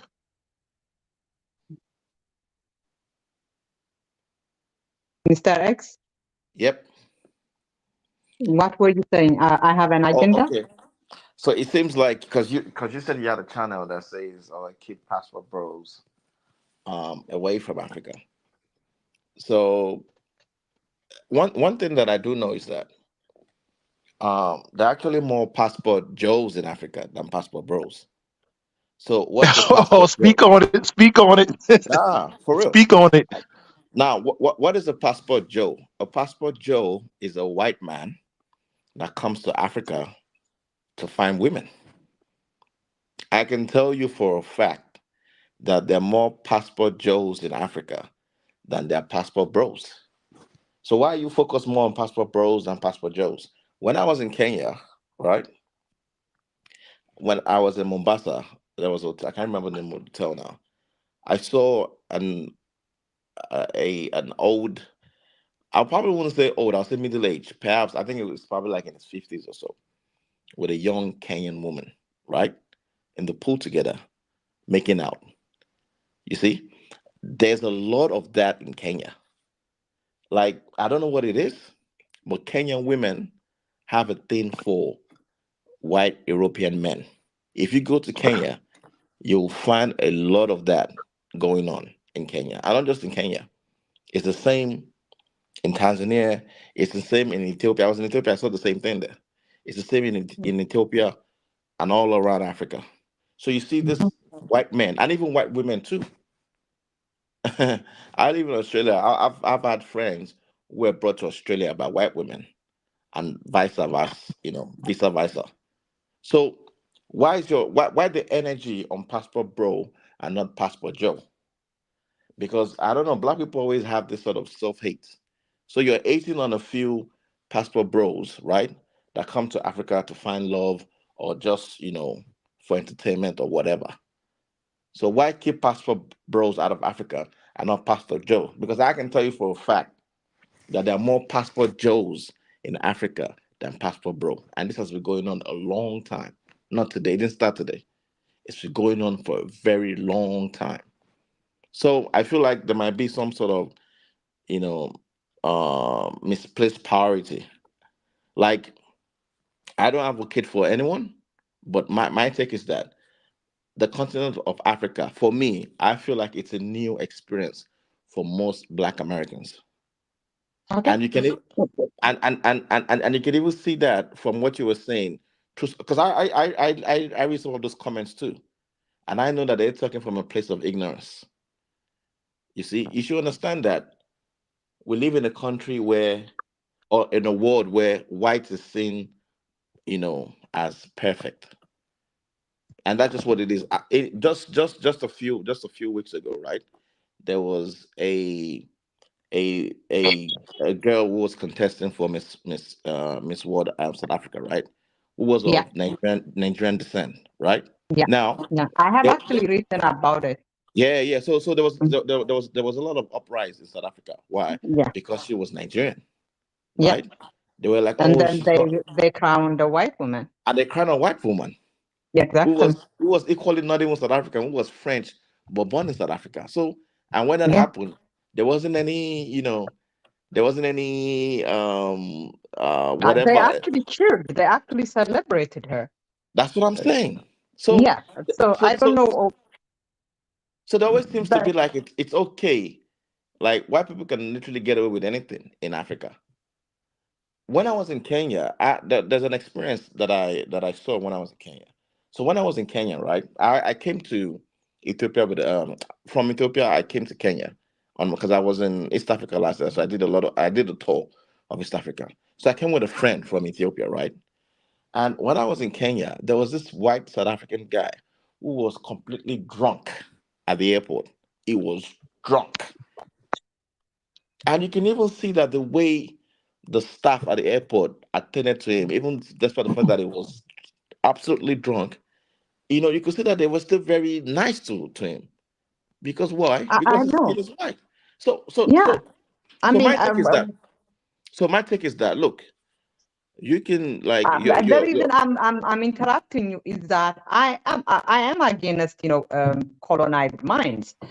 I have actually written about the South Africa beauty contestant. I have written a blog titled "The Pathologies of the Colonized Mind." After I'll link it if you want. I will link it in the back chat. So I know that a lot of Africans see whiteness as some kind of purity, pure, and blackness as some kind of curse. So, but it's not just Africans, right? Black Americans. I mean, these black men. The fact that they elevate white women over these passport bros, and I'm glad you called them passport bros. You use passport bros for blacks and passport Joes for whites. The passport bros, they elevate non-black women over black women. Why would you want those kind of women? I mean, men. If you say Africa is already, worships whiteness, why would you want these men who worship whiteness in Africa? No. I I didn't say feel you. We don't. I didn't say that. Yeah, I said that Africans, some Africans, not all Africans, some Africans worship anything whiteness. Most Now, Africans. yeah. So what I'm saying is that look, I'm saying that because you said you have a channel that says keep passport bros off out of Africa. I'm saying that the real problem is not even because passport bro is just a new phenomenon. The passport Joes have been in Africa way longer, and they're even doing worse things to African women than passport bros. How many passport bros are in Africa? There's not a lot. The problem is, I thought it, once Aston left, and went to Thailand and called Africans scammers and beggars. I thought, that would be it. That would be, we will never see these black woman haters ever again. But it looks like more and more of them are going to Africa. So you cannot just say that, there is a few of them. Maybe there is a few No, of them, but what's actually wrong with that? That's what I'm trying to say. Because that's what I'm trying to get your point. What's wrong with them coming to Africa? I am against Westerners going to Africa, period. But when it comes to the passport bros, they are black woman haters. Why would you want black woman haters Not all of them. excuse me. Let me interject real quick. Go ahead. The new people that just came in, whoever came in new, state your piece and tell everybody what you think. Right. Can No, I sorry. speak? Okay, yeah, go on, speak. Go on. Right. Okay. I think so. What's your name is? Oh, So the, I'm Trail, but I go by GMT Travels. no, the woman that was just speaking. What's her name? The woman that was just speaking. What's her name? All right. Okay. So you said, well, personally, like, well, I don't discriminate at all, but I only date black women, by the way. Obviously, I live in South London. I've been to Africa once. I went to Uganda last year. I was there for about a week and a half. But I'm going to Kenya this year. Though. I'm going to Kenya in November. Um, obviously, I feel like when it comes down to when it comes down to day, it's all about preference, right? So, I mean, I'm not a passport bro, by the way. Like I just said, I've only been to Africa once. Now, if a passport bro likes a white woman, what's wrong with that? What's wrong of a black man liking a white woman? Because you make it seem as if like there's an issue, black Americans going to Africa and choosing white women. I don't see anything wrong with that. So hold on, they're going to Africa and choosing white women? That is kind of bizarre. Why would you go to Africa looking for white women? They don't go into Africa to look for a white woman. They're going to discover the motherland. They're going to Africa because I believe if you're black, you're African. Like as I said, I've been to. I don't know. What are you talking about, white women? Sorry, maybe I was trying to make injera, so I didn't. What did you say? I've just joined, but I've heard you talking, and what you're saying is that you don't really want passport bros in Africa because you believe that they choose a white woman. You don't need this kind of men in Africa. Why? Like they free to choose who they want to be with. They free to be with whoever they want to be with. If they prefer white woman, let them. The same way. When I went to Uganda, I went to a club. I was actually shocked. I never seen that in my life. I was only seeing black women, with white men. And then to be honest with you, it didn't even look that pain. It looks as if those white men kind of used them it didn't look right. Like, you get what I'm saying? I think the previous guy mentioned that I saw a lot of older white men with like a younger black girls. Like, you get what I'm saying? That was the first time seeing such in my life. Like, you get what I'm saying? But you don't have a problem with those men going to Africa, but you have a problem with passport bros going to Africa and pick white women. That doesn't make sense. I don't understand.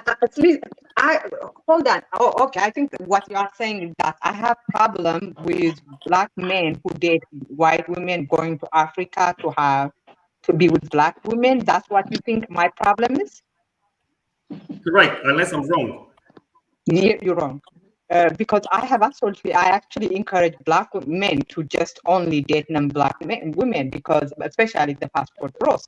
The passport bros a lot of them are white worshippers, but white worshipping is not just about dating white women. You can be someone who only dates black women and still worship white women.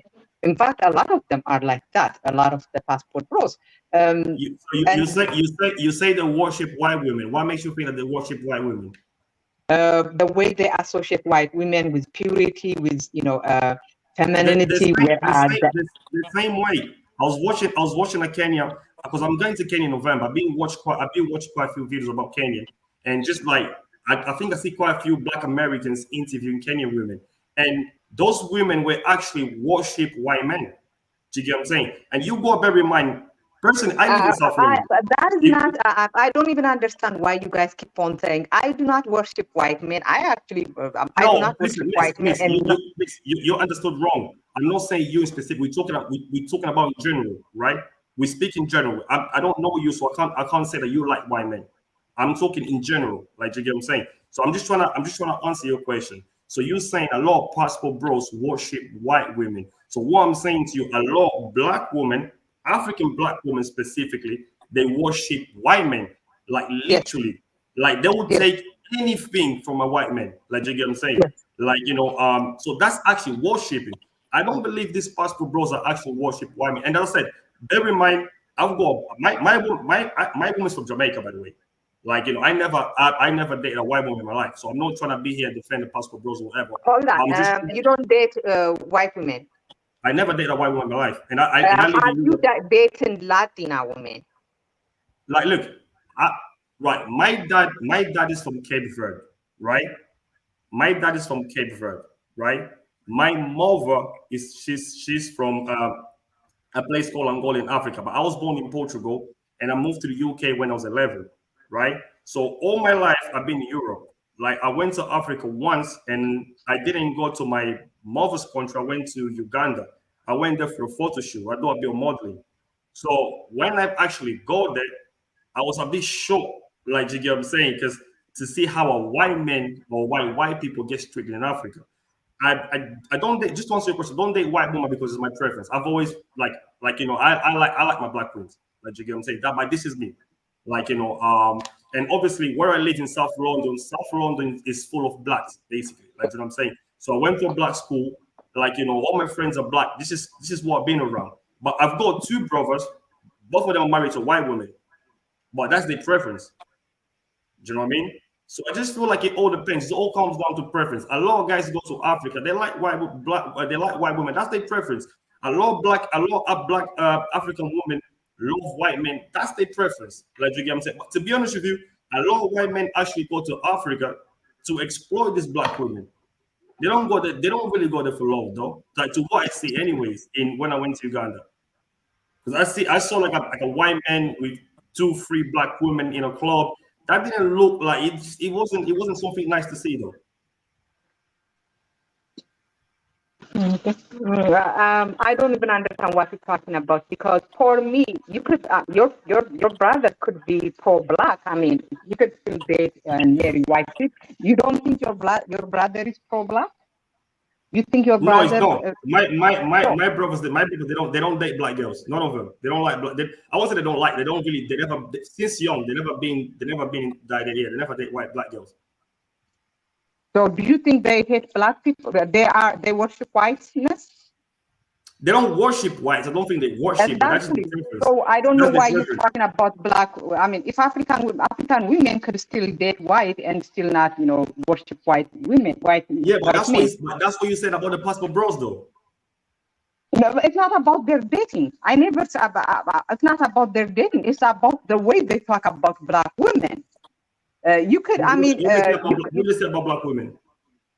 oh, they say, they will look at them and they will be like, oh, I bet she thinks. I mean, why would you think a black woman thinks just because she's black, unless you think, No, you look down. that's pure ignorance. That's pure ignorance. That's ignorance. But then That's not again, I ignorant. feel like how many passport bros have you seen them saying this? Go under any video of an African girl on a passport bros, on a passport bros, what do you call it, video. That is the kind of message chat you will see. So are you talking about the comments or the passport bros itself saying that about the women? So those are the comments, not the guy saying that, right? Why would the guy say that when he is trying to sell a dream? The comments are, the guy is just one person, right? The comments are hundreds of passport bros. So which one represents? You can't take the internet serious, though. Internet is not a real place. Sorry to say that, especially when it comes down to the comment section. That's not something that you can really take serious, though. Because trust me, like if whatever you post on the internet, sometimes you get a bunch of nobodies. It could be a white man on the comments talking about saying this thing about black women. You don't really know. So you can't take the comments serious. Not something that you should really take it serious. No, I mean it is now all of a sudden the people who watch Austin, most of them are black men. On the comment section, how do you know the black men if it's on the comment section? Pardon me? How do you know they're black men? If you see that, if you talk about if it's on the comment section, how do you know they're black? The thing is that they could even be black, but that person doesn't speak, for every black person. For every black person. You understand? Yeah, 50 black person. Go ahead. Okay, so I can put up a video right now. Maybe my topic can be why I like Kenyan women, right? But I'm not African American. So what you should understand is that the African American experience is different from the experience of an African or an European, or you get what I'm trying to say. So they obviously have, their issues, or where their mindset of type of women that they like, so perhaps someone comes to Africa, they put a video of being with African women, you know, like you said, the internet is not a real place. People say a lot of BS on the internet. So you can't So necessarily. what you're saying is that because Black American men have bad experience, I know you're trying to blame Black American women. With Black American women, when they see women who look like them, they have the same. When they see women who look like Black American women, they have the same reaction that they would have to Black American women. Yeah, most of the time, yes. If you want me to be honest with you, listen, black is black at the end of the day. Whether you're in Africa, whether you're in America, whether you're in London, like you get what I'm saying. And then I just feel like people just have their own preference. That's all it comes down to, it really. Like, as I said, I do have a lot. My own brother, right? We both grew up together, and we always live in a black area. I grew up in Portugal in a place called Lia de Sintra. If you know about Portugal, you know that's a completely black area. Like I was born and grew up there. When I moved to London while I was 11, I've lived in South London. I grew up in Brixton. I lived in Streatham. I lived in Elephant and Castle. All those are black areas. Like you get what I'm saying. But my two brothers still prefer white girls. That's just their preference. To be honest, Zeb, I think your intentions or your are not really clear, because I think you do have some point as to regards to why certain people, make certain comments about Africa, because you started from, why, selling a false hope or false dream about Africa. That you went into like people making comments, and I feel like it's all over the place. But what I can get from what you're saying is that you don't seem to have any issues or problems with white men and black women. You And are the one who keep on bringing white men. No, White men should because not you be don't, part because of the No, conversation. I actually have Sorry, an go issue. ahead. Can I I just? because actually have an issue. because you don't have any issues with that. That's what I'm trying to Can you say. not hear The me? Can fact you not hear me? the Uh, fact the because fact they are not part of the conversation. no. Sorry, can I just say something? Yeah, go ahead.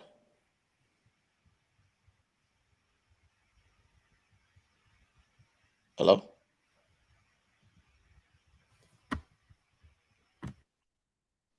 Hello. Yeah, you say you wanted to say something? Go ahead. No, I just wanted to ask, Zed. What you said you're currently living in United States. What was your motivation to move to the States? Money, Yeah, yours. Yeah, money. money. Yes. Okay, so the guys in America who are now traveling to Africa, do you think they have money? Yes, I do. Okay, so do you think they're going to all these places for money? No, they're going there for sex. For you, so you think they're just going for sex? Yeah. So they're going to leave America just for sex? Yes, What? because no. Let me back up.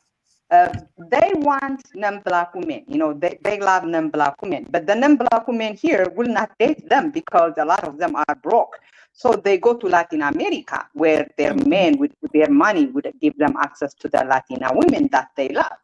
But Okay. what's happening is that in Latin America, they realize that, even though the women they like are there, racism follows them wherever they go. So what they do is they go to Africa when they are kicked out of everywhere. They're not going to Africa because they like black women or because they want to be around black women. They're going to Africa because they are kicked out of everywhere else.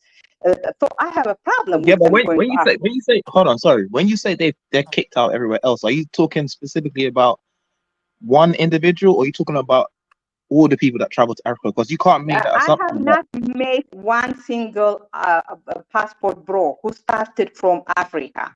If these men really love Africa, if these men were, going there because they love Africa, they would start in Africa. But they Okay, do but not start Africa. but do you know that everybody that travels to Africa is not on the internet? They haven't got a YouTube channel.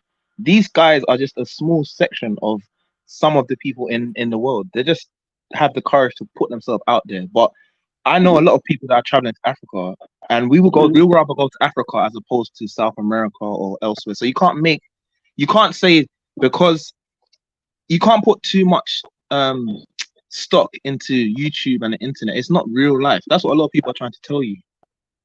Well, the real in real life, I mean, I do Yeah, not care what these passport bros. The way they communicate with other black men is through YouTube. yeah, but they at some point they've got to close YouTube and put it down and then go and live their life to make their money. So I'm telling you, this is just it's like a made up world where people can communicate, but everyone's not always being themselves. Everybody's kind of acting a little bit. So I'm telling you that YouTube is not reality. Okay, but a lot of them are. If you ask passport bros why they go to Africa, it's because they saw someone on YouTube. Yeah, but black men globally are not passport bros. Okay, they don't class they're themselves. not. But yeah, a lot of them that are going to Africa are passport bros, and other Africans. Nah, why is there a lot of them go to Africa passport bros? How do you get this passport bros? Do you know how? Do you know what the signing up process is? No, Zeb, I don't know, man, but you seem to have a lot of hate for Black American men. I don't know why that's I the don't case. have hate for Black American. No, you do because like even throughout this conversation, I kept bringing on the topic of white men in Africa, and I said they're passport Joes. So, like I've been to Kenya, I've seen white men with black women. You don't have an issue with that. You're from Ethiopia, right? I've been to your country twice. I've seen the same thing, right? So I've been to Uganda. I've seen the same thing. So, but you don't seem to have any issue with that. Like your main complaint is about passport bros, passport bros, passport bros. It seems like you don't like Black American men. And the thing is, lady, sorry, I don't mean to cut you off, brother. I'm just saying this to the woman. You made a comment earlier. You said you don't want Western men coming to Africa. Is that what you said? Yeah, she definitely said that. She said that. Well, Yeah. I just want to ask. I just want to ask the woman. If more black men globally are traveling to Africa, do you not think that will help Africa as a whole? No, I think she'd rather see white men travel. Hello, So, are you still there? Yeah, that's my issue with Africans. Yeah, no, I'm just saying if black men who originate from Africa, by the way, are coming back to Africa with the money and resources that they've got globally, if they're coming back to Africa, do you think that will help Africa? No, I don't. Why don't you think that? Because that's not how you help Africa. The individuals cannot help any country. Okay, so say a lot of these men globally come to Africa, yeah, and they party, they have sex, like you said, but then they find wives and they marry, they have kids, and then these kids stay in Africa over time, yeah, and they have access to the resources and stuff like that, and then they assimilate into the culture. Would that not help Africa going forward? No, it won't, and that is a discussion for another time. But passport bros do not help Africa. Obviously, they don't. They are non-black woman haters, and they should not be encouraged to go to Africa. And they have started this new campaign to convince other people to go to Africa. If Africa was as great as they say it is, why do you need to convince others to go there? Sorry. Can I say something? I'm gonna drop off. Can I say something? This woman Sorry, is guys. definitely a Black American hater, and I don't think she should be given. Yeah, Sorry, Mr. X. Apologies to interrupt. I'm gonna drop off, man. It's all good. Sorry. First of all, shout I out am to going the to guys drop in off. England.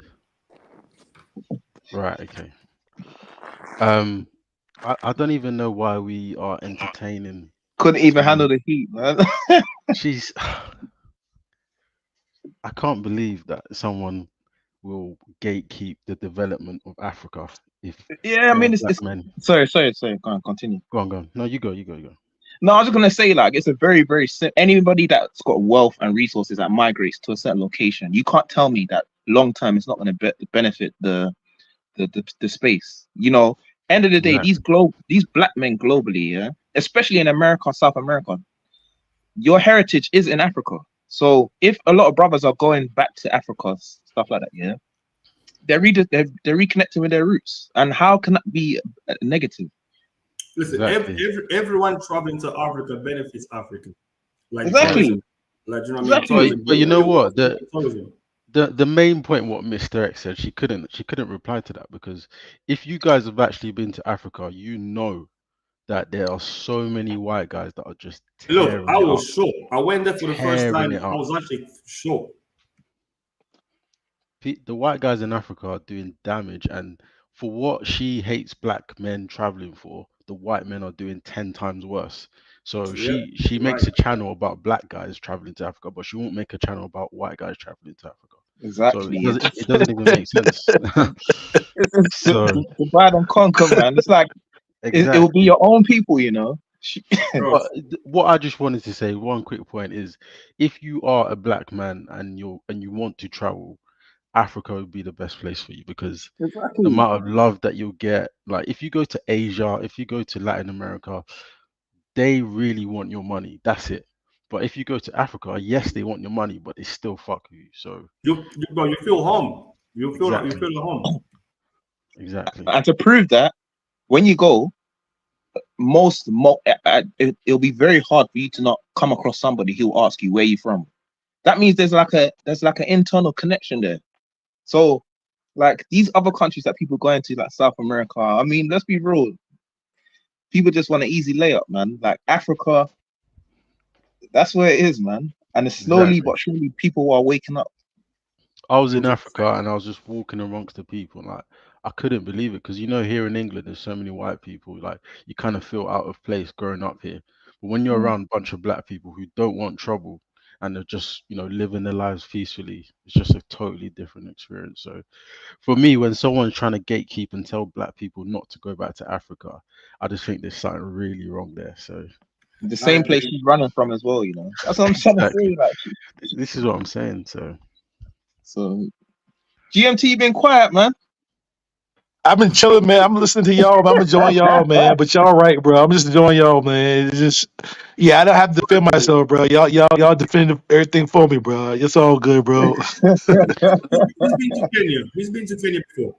He's in Kenya. But yeah, man, I'm in Kenya, bro. I'm matter of fact, I'm at my own girlfriend apartment I got for her. She listens to it right now, bro. Oh, my girlfriend right now. I'm in Kenya, bro. We laughing, bro. Hey. You know what I'm I'm, saying? I'm, So yeah, man. I'm traveling to Kenya I in love November. Kenya, bro. Huh? I'm traveling to Kenya in November. bro, you're Yeah, gonna man. If love you in town, man, hit me up, bro. Like I got an Instagram GMT_travel life. I'm trying to build I got a little network of people who who come to Kenya who just meet each other. I got a few local homeboys. They Yeah. show you around. I got a few dudes who live here. Austin, he like my little homeboy, bro. He cool, but you know what I'm saying. But he out here too. We all friends, bro. We all cool, bro. It's like a big network. We trying you know what I'm saying. I be trying to meet. I try to become the place where everybody can come through and meet each other like comfortably. You know what I'm saying? Like you know what I'm saying? Like, but we all we got a little network out here. I'm trying to grow. It's doing good though, man. And in Nairobi, it's all love though. The clubs, the locals, is all good, bro. And that's what's up. Definitely, I'll hit you up on Insta. I'll hit you up on Insta for sure. Yeah, hit me on Instagram. It's all good, bro. I got you. Love. yo, Kenya is, especially Nairobi. Jesus Christ, that Eh? is the place. I got no stories though. Man, when I got there, like the amount of choosing signals, everything's so cheap. I was just living like a king out there, man.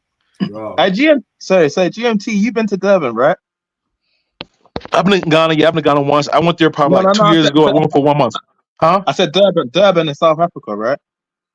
I'm in South Africa. I went there last year for like 2.5 months. Yeah, South Africa too. Yeah, So what was Durban like? Because Durban also. Durban. So Durban is Zululand. These Cape Town is the white boy territory, and Durban is Zululand. Like Zulu, they got a kingdom. They run that shit. And my first impression coming from America, going to Durban, I'm like, oh, these some real niggas. Oh, these some real niggas out here, bro. They got that cheese mo, macho, whatever. But during the week. During the week, it's kind of slow. The weekends it gets turned up. But if you like they bad, you get a chick out there that really rock you heavy. But it's cool though. You know what I'm saying? Like I had a real good time. But it's nice. South Beach is real nice, but Mm. only South. So once you start going like walking the other way, it gets bad and dirty. Probably like maybe like a half mile up, and then it gets nice again when you get more like to the north area. You Plumba. I can't pronounce it. I can't pronounce the language because the name of that area is in a local language. But it's not even Durban. It's north. That's where all the clubs are at by the big mall and Black and it's like a whole mall with all the club and stuff at. I had a real good time Mm. in Durban, but during the week it's slow. The weekend is lit.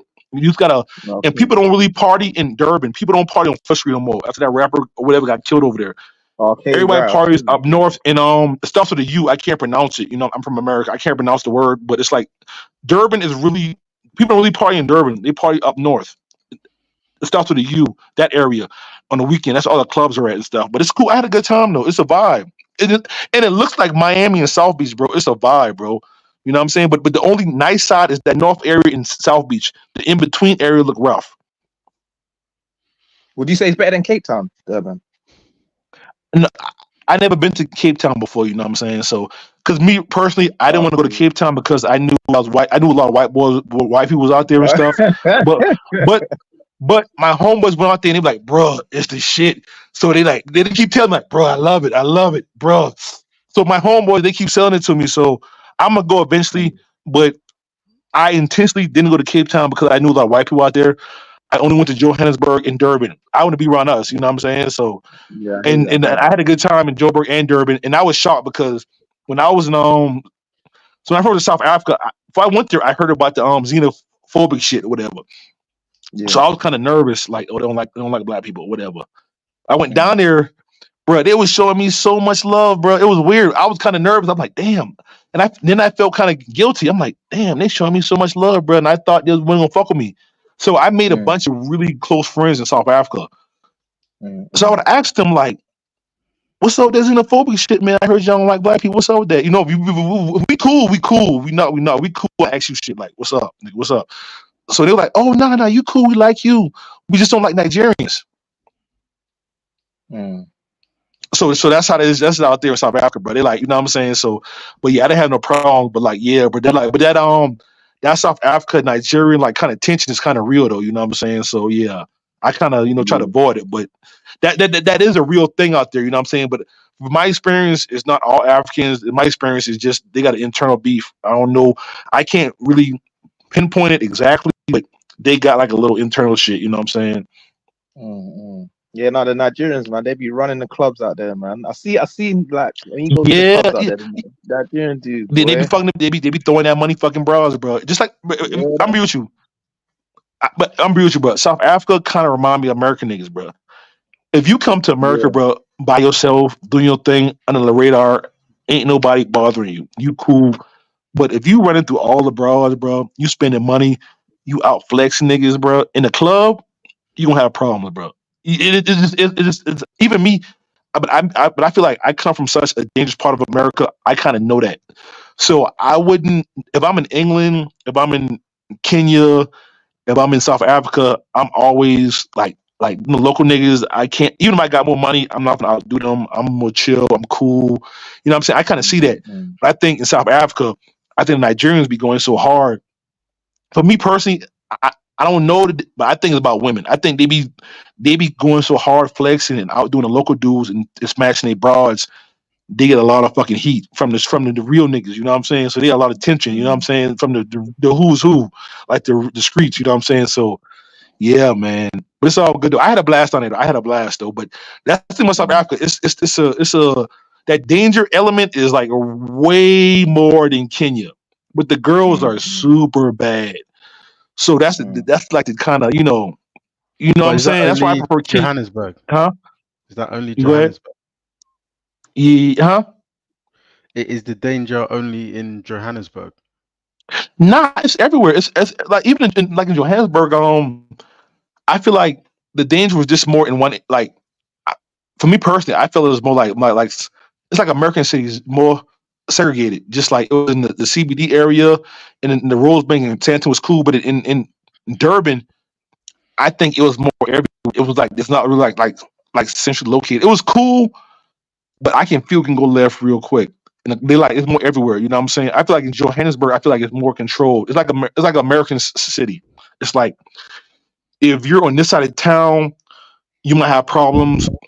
If you cross that imaginary line, if you're in Rosebank and Santon and Joburg, it's like it's all good. In general, if you don't like do the wrong thing, but in general, but in Durban, the real Zulus was everywhere. Like I feel like it's like that's their territory. Like that's Zulu land, Durban. If you cool, they cool. You know what I'm saying? I didn't have no problems. But I feel like Durban was Zulu land and they don't fuck around. They cool though. They always accept they always I feel like in Kenya, they think I'm Nigerian in Kenya sometimes, like 50-50. No, I Yeah, feel they like were saying that to me as 60-40. well. No, they think I'm Nigerian in Kenya.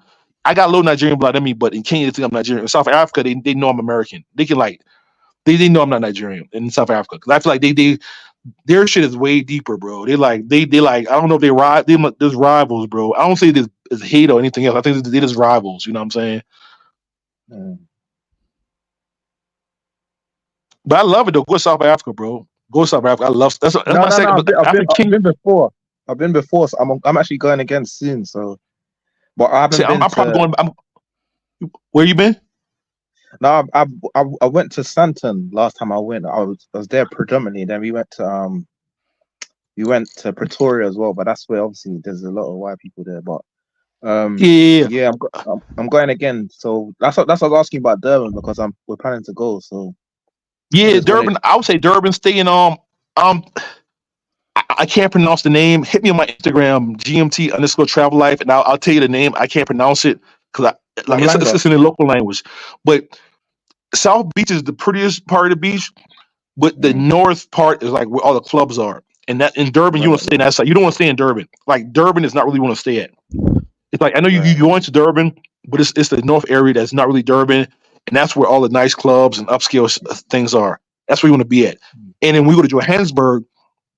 Santon is cool, but you got to like Uber. You got to Uber everywhere in Santon. It's nice. It's like the upscale business district. Right. So where I was you like staying at? Rosebank. Rosebank. Rosebank. Yeah, Rosebank is way better, bro. I stayed in both. I love Rosebank, bro. By Rosebank Rose. Mall, you can walk to because the restaurants and the weekend turner clubs in the mall and the two big Yeah. clubs are in walking distance. Because I had some local homeboys and they like, put me on because we got to the club too early. Like, let's walk up the Mm, street. So he walked me up to the. I'm like, oh, I know where I'm at now.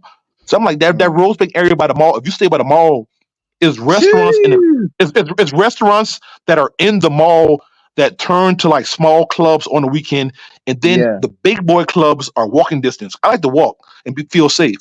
So in that Mm, area, it's like a big atmosphere. I've got to name the clubs. I'll give them to you, but you can walk to it's two big clubs right next to the mall, and it's a pre-club you can walk to, and in the mall it's two restaurant clubs.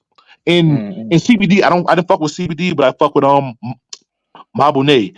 Mabune be lit too, but I like what's Have this you been to that club called Shakers before? Shakers? Yeah. Nah. I went to oh yeah. I went to Shakers in Mabune, right? Yeah, Yeah. I yeah. went to Mabune. Yeah, Mabune. Yeah. Mabune is cool. It's a vibe. Matter of fact, my girlfriend, she listening right now. She probably won't talk, but she went there. I told her to go to like because they play Appian all night. We was Yeah, in yeah. Santon. We got close to Mabune.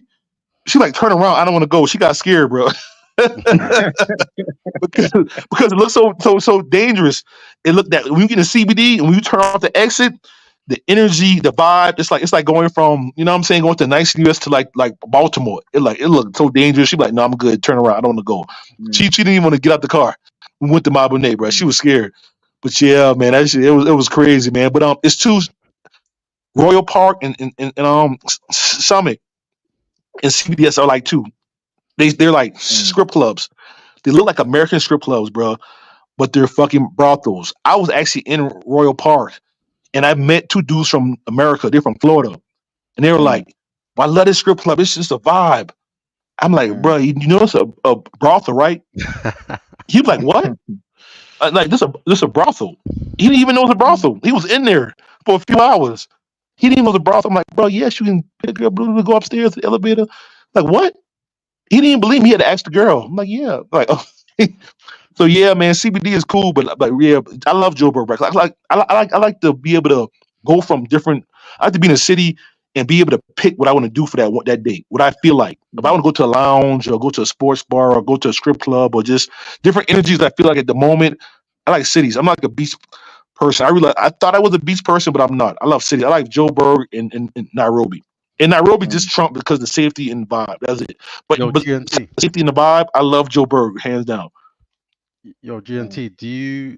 What are the visa requirements to get into South Africa? I mean, we from I don't see, country to country is not gonna be the same, but America, it's visa on arrival, but you got to leave after 90 days though. Oh, well, who asked that question? Ray. Yeah. Yeah, no, I'm from South London as well. So like we went. I think you can go there.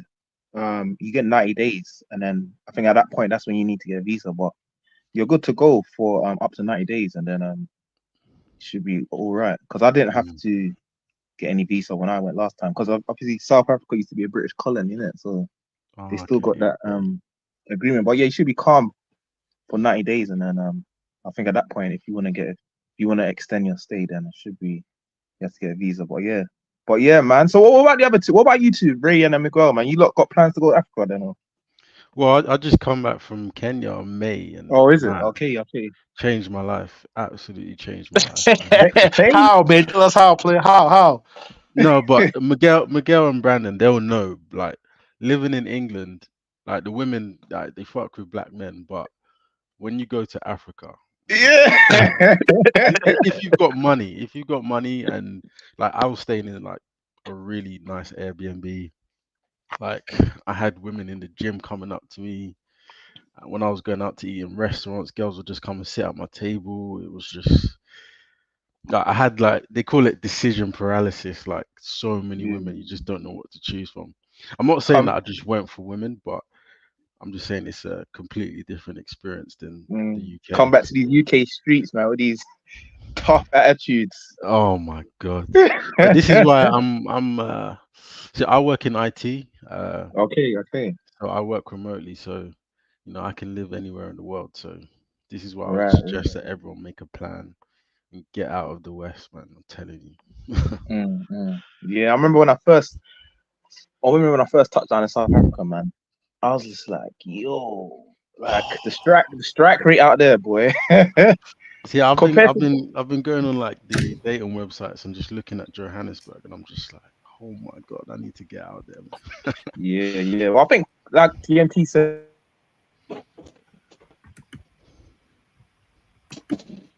Yo, we can't hear you.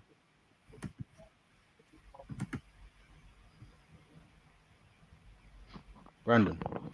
Yeah. I couldn't hear what you said. I said there are some.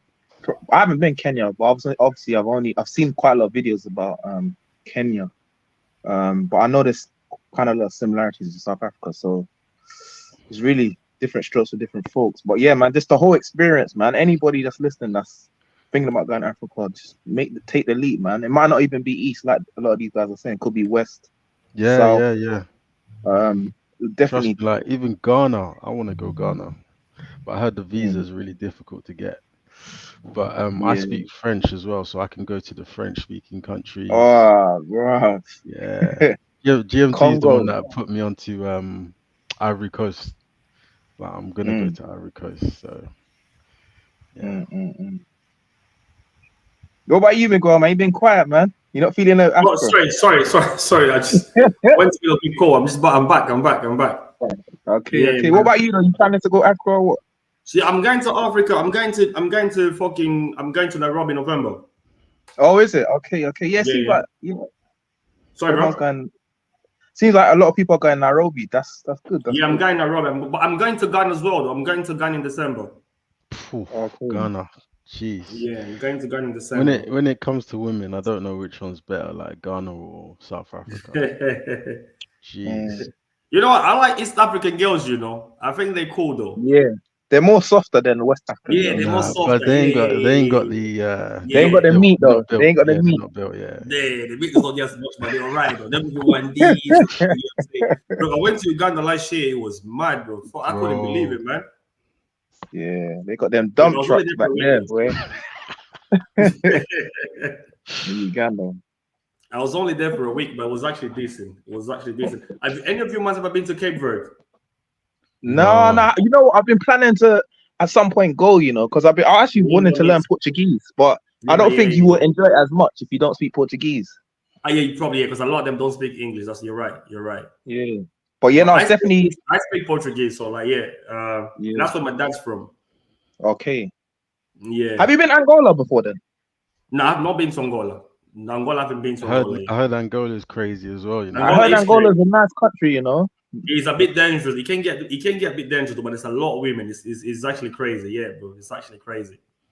Yeah. But you know, do you know what the wickedest thing about traveling for me is how cheap it is? Like Yeah. when I got to Kenya, I was taking a 30-minute Uber and it cost like £4.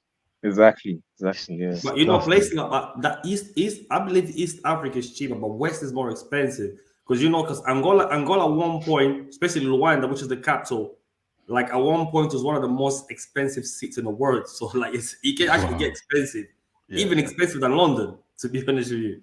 So because my sisters and brother, they've been there a few times, and they always told me like it's expensive. Like you get what I'm saying, it's expensive going there. So yeah, I believe East Africa is actually cheap. Yeah. This is Z woman saying any man who hates black American women hates black women everywhere. Yeah, bro. What's that all about, bro? You know when not bro, like it was shocked to me when I went to Uganda. I don't know from the people that they treat like you get what I'm saying, bro. I'm seeing like a white man in a club with like 3 black women. So I'm like, what's going on here? And Yeah, but good looking girl, like I was shocked. I'm like, It's what's quite going on? sad, you know. It's quite sad. Like It's you see sad, bro. a 80-year-old man with like a Yeah, 20-year-old. It's quite sad.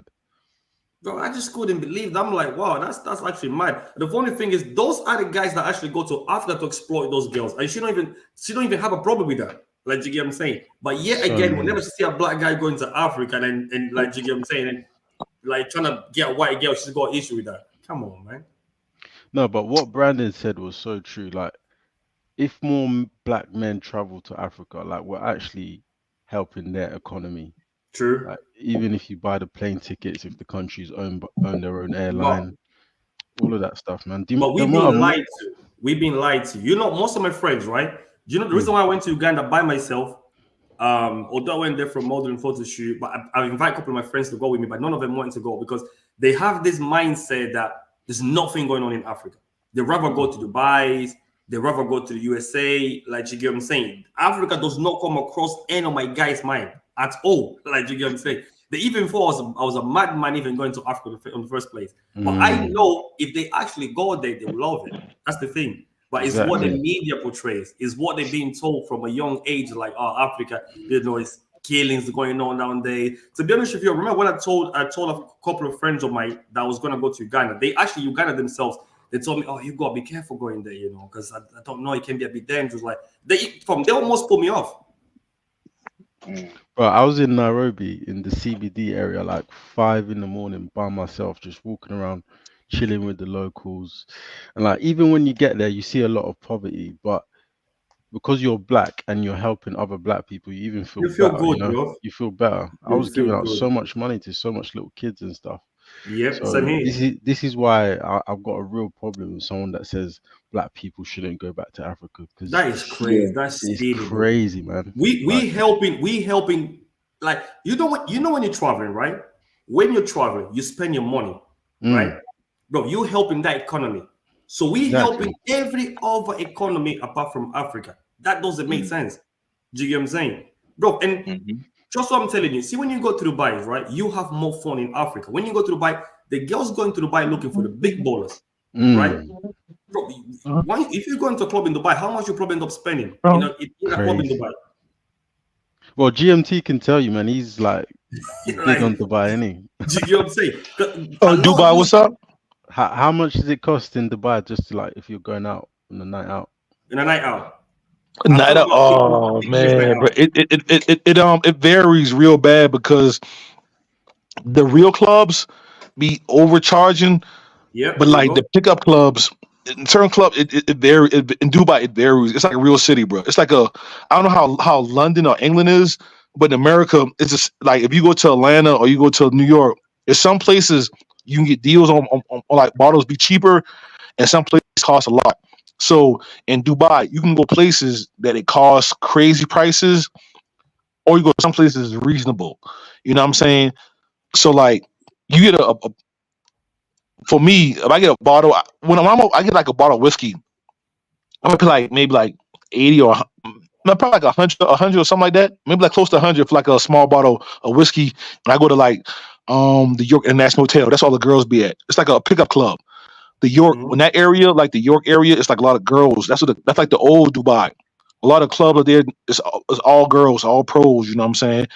So, but if you go to like a real big boy club, I heard it costs 2 or 3 times as much.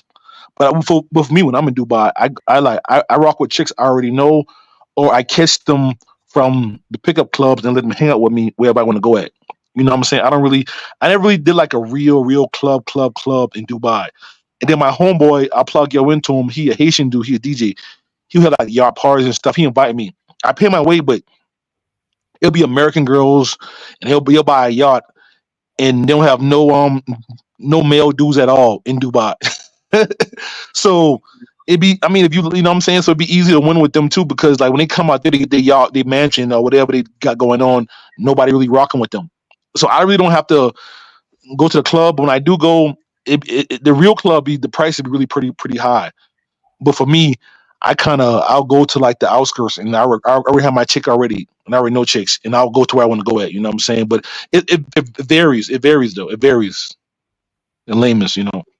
But yeah, that's why I just feel like instead of going to Dubai, I'd rather go to Africa. Like I think the experience alone, like you get what I'm saying. When you go to Africa and experience what you see up there, like I don't know, you just I feel like it changes your mind every time. Like when I went to Africa, when I came back to London, I feel like I came back with a different mindset. Like you know what I mean. So I just feel like that really did me well. And yeah, that's why I always rather. Brother, I'm like I went back to Portugal to see my mom. Like like July, I didn't go elsewhere. I'm going to Kenya. Then December, I'm going to Ghana. Those will be the only 2 holidays for me this year.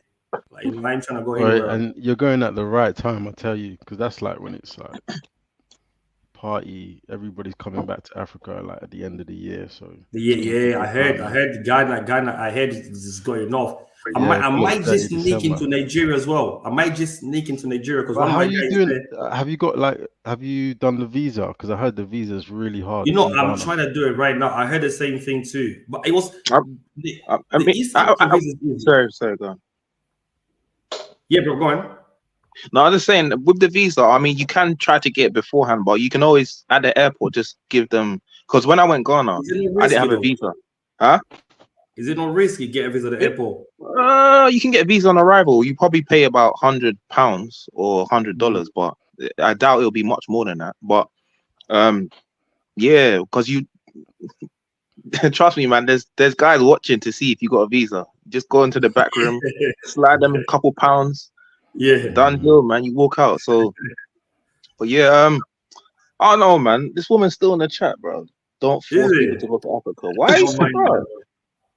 Don't force people to go to Africa, lady. You left Africa, so how much do you care about that continent? Exactly. What is she left? Where is she? Is she not Africa? She's not. She's in the States. She left You're Africa, lying. and she said she What? left Africa for money. We've got the money. We're going back to Africa. So why are you mad at us? Mm. She left She's a hater, Africa. man. She's a hater. I don't know if you've actually seen her channel. She's like, No, boss. I just looked at it now. I'm just thinking. she's going off at Austin, and because you know when Austin was in Rwanda with that girl, Kesa. Yeah, I think she has some animosity with Austin, bro. Because like I don't know Yeah, what it is about.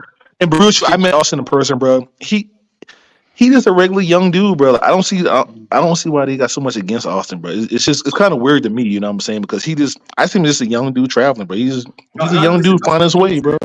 She that probably is the tried to holler issue. at him, innit? He probably got rejected, bro. That's why she said, exactly. "Nah, I'm on a warpath now, man."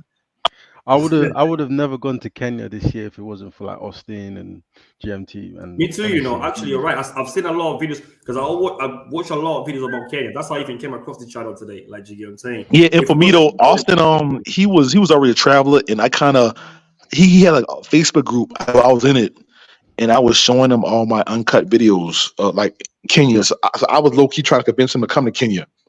You know what I'm saying? So I'm glad I kind of indirectly played a part in trying to convince him to come to Kenya. You know what I'm saying? I tried, because we got Facebook groups we talk to, whatever, and I was showing him like my party videos and stuff. I'm like, bro, Kenya's lit. And I seen him, like, I was trying to, like, you know what I'm saying?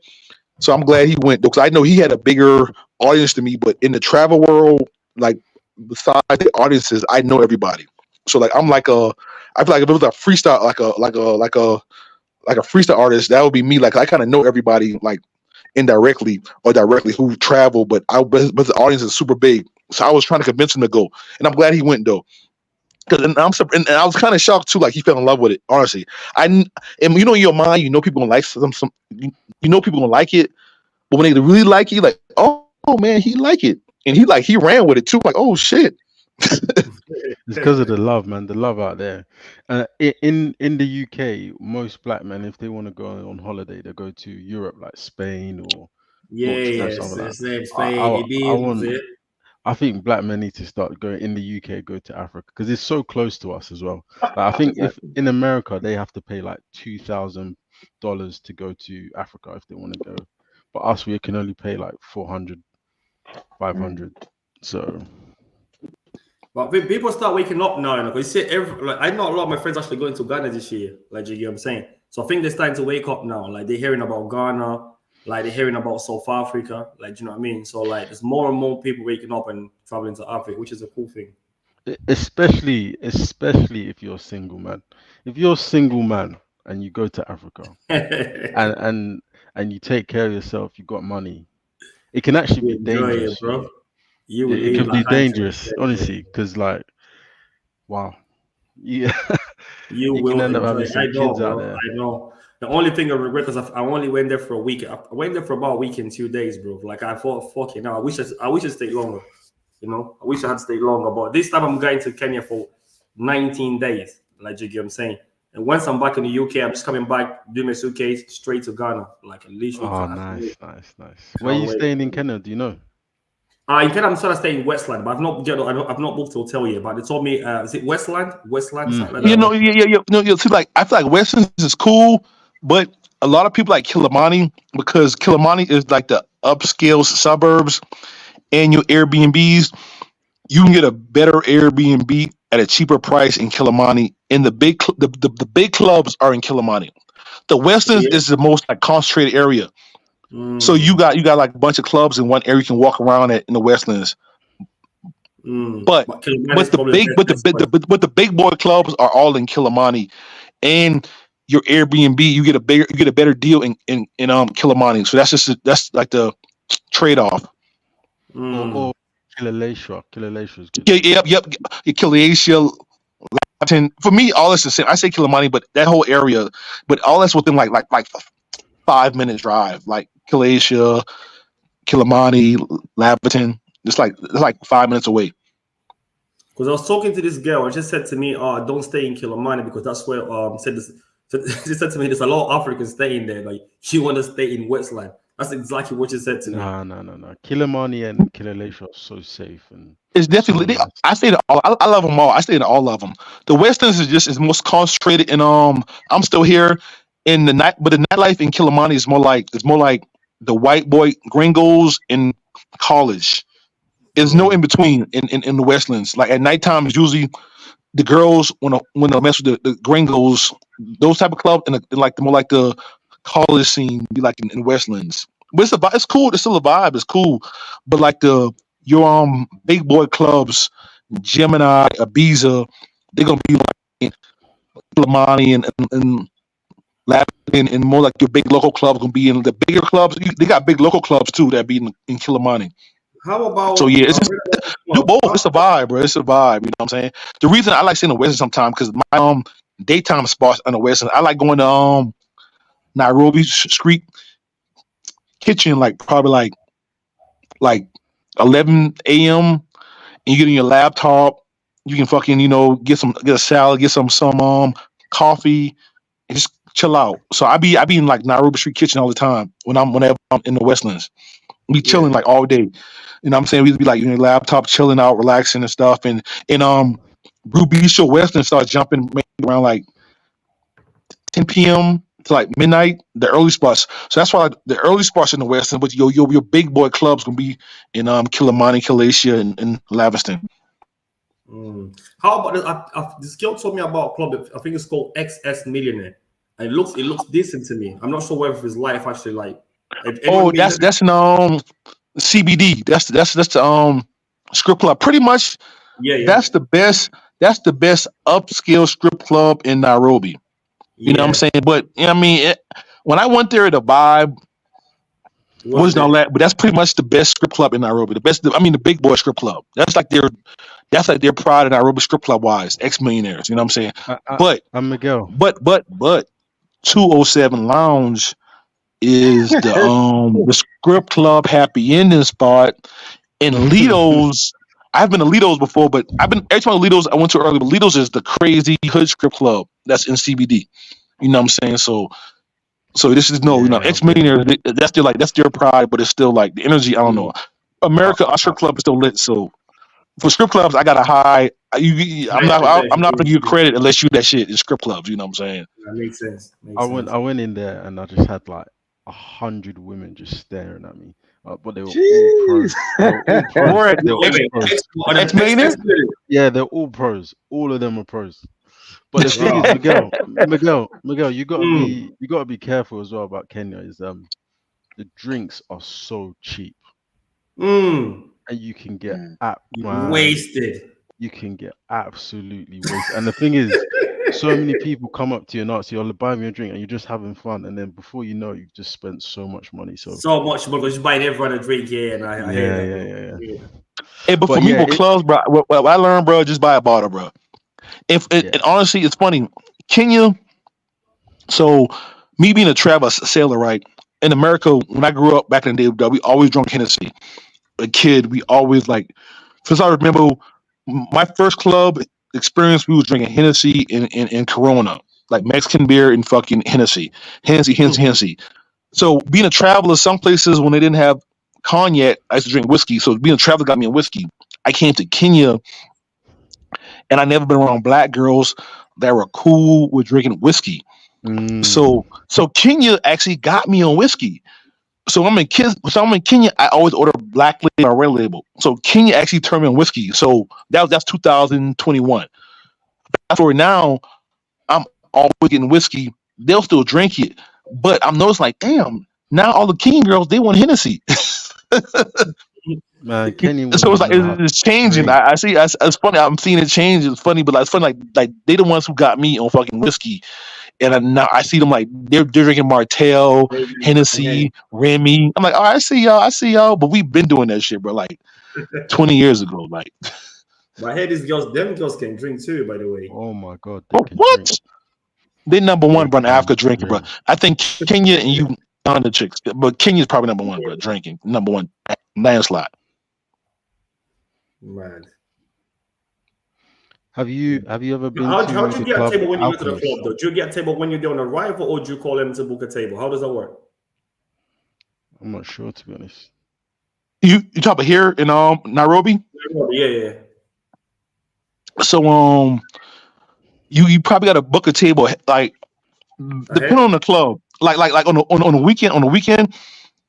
If you get to if you go to Ibiza or Gemini early enough, you can book it ahead of time. You can book it there, but you got to you can book it early too if you know the right people. So, and I'm kind of for me, it's kind of gray area too, because in Gemini, I got a person I can book a table through early, but Ibiza, I never could figure it out. So, you know what I'm saying? But if you want that prime real estate, you got to book it ahead of time or get there early. If you want to get there late and get a prime real estate on the weekend, you got to book it early. But in Africa, it's not really it's kind of, you got to know the right person. In Gemini, I know somebody I can do it in Gemini, but Ibiza, I couldn't figure it out yet. We usually send somebody there early to get us good real estate, because on the weekend you got to get there early, or you won't be able to get good real estate. You know what I'm saying? But or if you know you're gonna be there all night, get there at 11, because most of those clubs, the real clubs, they don't jump to 1 a.m. You get there around 11, you get something that's all right. You get something that's all right around 11. Just and y'all be cool and wait. You know what I'm saying to like 1, 2, and y'all be good. That's one thing I don't like is in Africa, most people they sit down at tables. They're not really dancing, like getting up and you know. If No, you but if you Yeah, like, but it's but it's you but know, it's but certain clubs though. Brew Bistro they dance. Nairobi Street Kitchen on Thursday they dance. Brew Bistro they dance, and they'll get up and dance in a little section. You just gotta, you know what I'm saying? Yeah, you're right. It kind of that threw me off a little bit. But when I one thing about Africa too though, you can tip security, bro, and it'll bring you chicks. You know what I'm saying? So like it's like on some player stuff, like oh like $5, $10 in their money. You know what I'm saying? But like, yeah, they do dance in certain clubs. Though some clubs have straight dance floors, like Nairobi Street Kitchen. But upstairs though, open on Thursdays. Upstairs, Rubistro. Certain they got a dance floor. They dance in Kenya. Though some of them know, not all of them know. But you know, but I know you're seeing that table stuff though. They do have a lot of old hair too. yeah, because I like to cold approach and I'm not gonna go and sit down at someone's Yeah, table. me too. I'm not You cold know what I approach mean? guy. You're like, yeah. That sit On down a- thing is long sometimes, especially after a few drinks. Yeah. Nah, that's what's up, man. That's what's up. So But what's yeah, Yo, like you're GMT. gonna Yeah. you Huh? Sorry. Just on average, how much does a table cost in Nairobi? Nairobi. Most of the time when I'm here, when you let them know you're gonna buy a bottle or 2 bottles, that's just you gotta book it early. This will make sure it's booked. In my experience, you know what I'm saying? They don't Yeah, but really charge you for the table. They charge you. You for like the booking it bottle? ahead of time. You're gonna let them know you're gonna buy a bottle or 2 bottles or whatever, and you like, all right, you need this table right here. And you book it ahead of time. It's really like it's not really like a money thing. It's like you just gotta do it ahead of time thing. Just kind of give him a call and just book via the phone type of thing. Yeah. But the hardest thing is Africa, though. You know what I'm saying? So like, like the hard thing, you have to find the person of Like contact themselves. Yeah, to yeah, like, 'cause like in Gemini, I went on their Instagram. I went through the Instagram, and it wasn't the right person. I didn't send no money either, but like they didn't have reserve for me. You know what I'm saying? So you got to Probably get kind of. something else. I think you know what. I'm glad you said that. Before I go, I might try and get some good contacts and try and like have that set up. So do that, especially a visa, bro. You gonna love a visa, bro. Like if you get like good real estate, you can come there, bro. You gonna win. A lot of these clubs, if you got get real estate, a bottle or 2, you say you can't lose. You can't lose. all right, But getting but that on real average estate though, though, sorry, on average though, how much would you say in dollars probably that you paid for a table From I on think you said you average? pay for a bottle. You pay for like a bottle on too. Pay table. for the So bottles. so Okay. you know any bottle, but some of the like the better sections, they want to make sure at least cost like last night they had to make sure at least cost 10K. So like $80. It had to be $80. You know what I'm saying? You know what I'm saying That's for like expensive. like That is you know what I'm too saying. expensive. So like the bigger section, you gotta have at least 2 of them. So if it's a big section, it's gonna be like 160. But that's just you buying the bottle. Use 2 bottles though. You know what I'm saying? And for clubs, that's pretty cheap. Like 160 for Yeah, that's two definitely cheap. bottles in a big section. I mean that's a big section too. All right. So That's definitely cheap. in Nairobi, yeah. You said In you want. London, Sorry, even go man's on, one go on. in London, a table cost about 2,000. I went to Eden Lounge like about about 2 weeks ago, and a table cost about fucking £2,000 for a table. But that's crazy for about 6 people. So like 160 cheap. Like you know what I mean, comparing to obviously the price in London. So GMT, one more thing, yeah. You see, obviously you went to South Africa. You know Maboneng, that vibe, yeah. Yeah. What's a similar sort of club or place in Nairobi? Would you say that's similar to that kind of vibe? That's gonna be kind of hard, bro, because see that's the difference between Kenya and South Africa.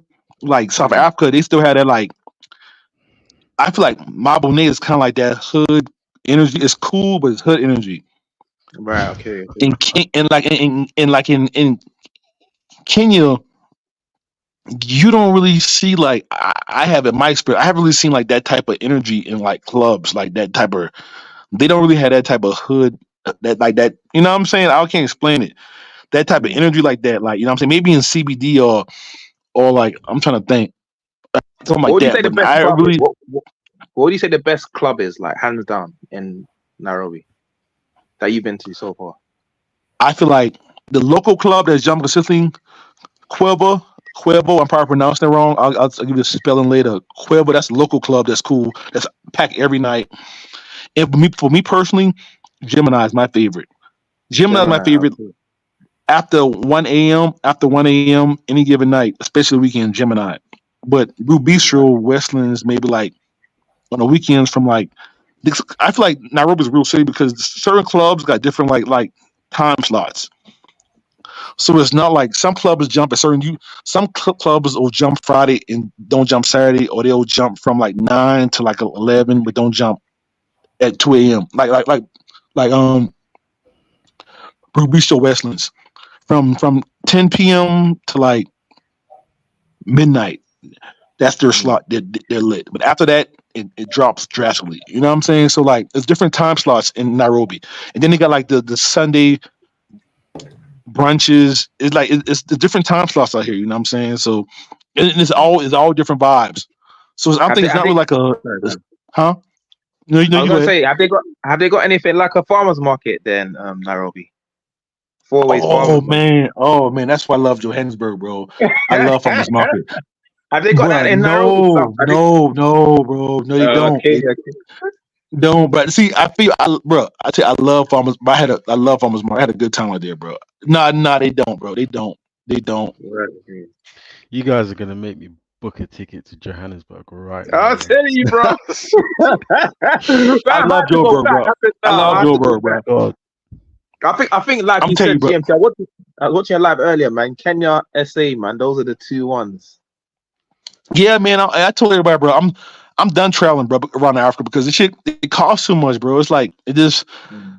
I was trying to figure out where I want to be at in Africa and stuff, but like these African flights, bro, they expensive, bro. If you buy a one way in Africa, bro, like it costs like the same much as the round trip. Like I fly one time from Ghana to like Kenya or something like that, and the flight be like 500.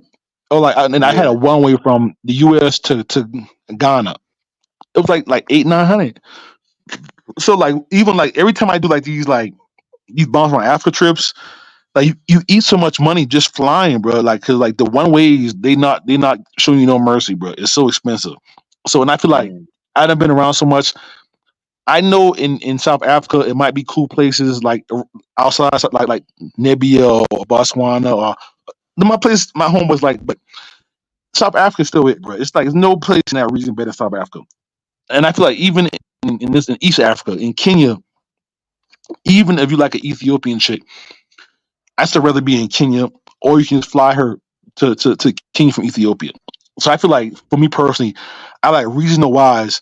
When I'm East Africa, I'll just be in fucking Kenya. You know what I'm saying? You can fly. If you want to Tanzania, you can fly her to you in Kenya Mm. or in South Africa. You know what but I'm you saying? don't recommend I feel like fucking in those regions, Tanzania. there's no point in me fucking like looking for something else. Like that's nothing more that I can really experience. I feel like that's already that I don't get in those places.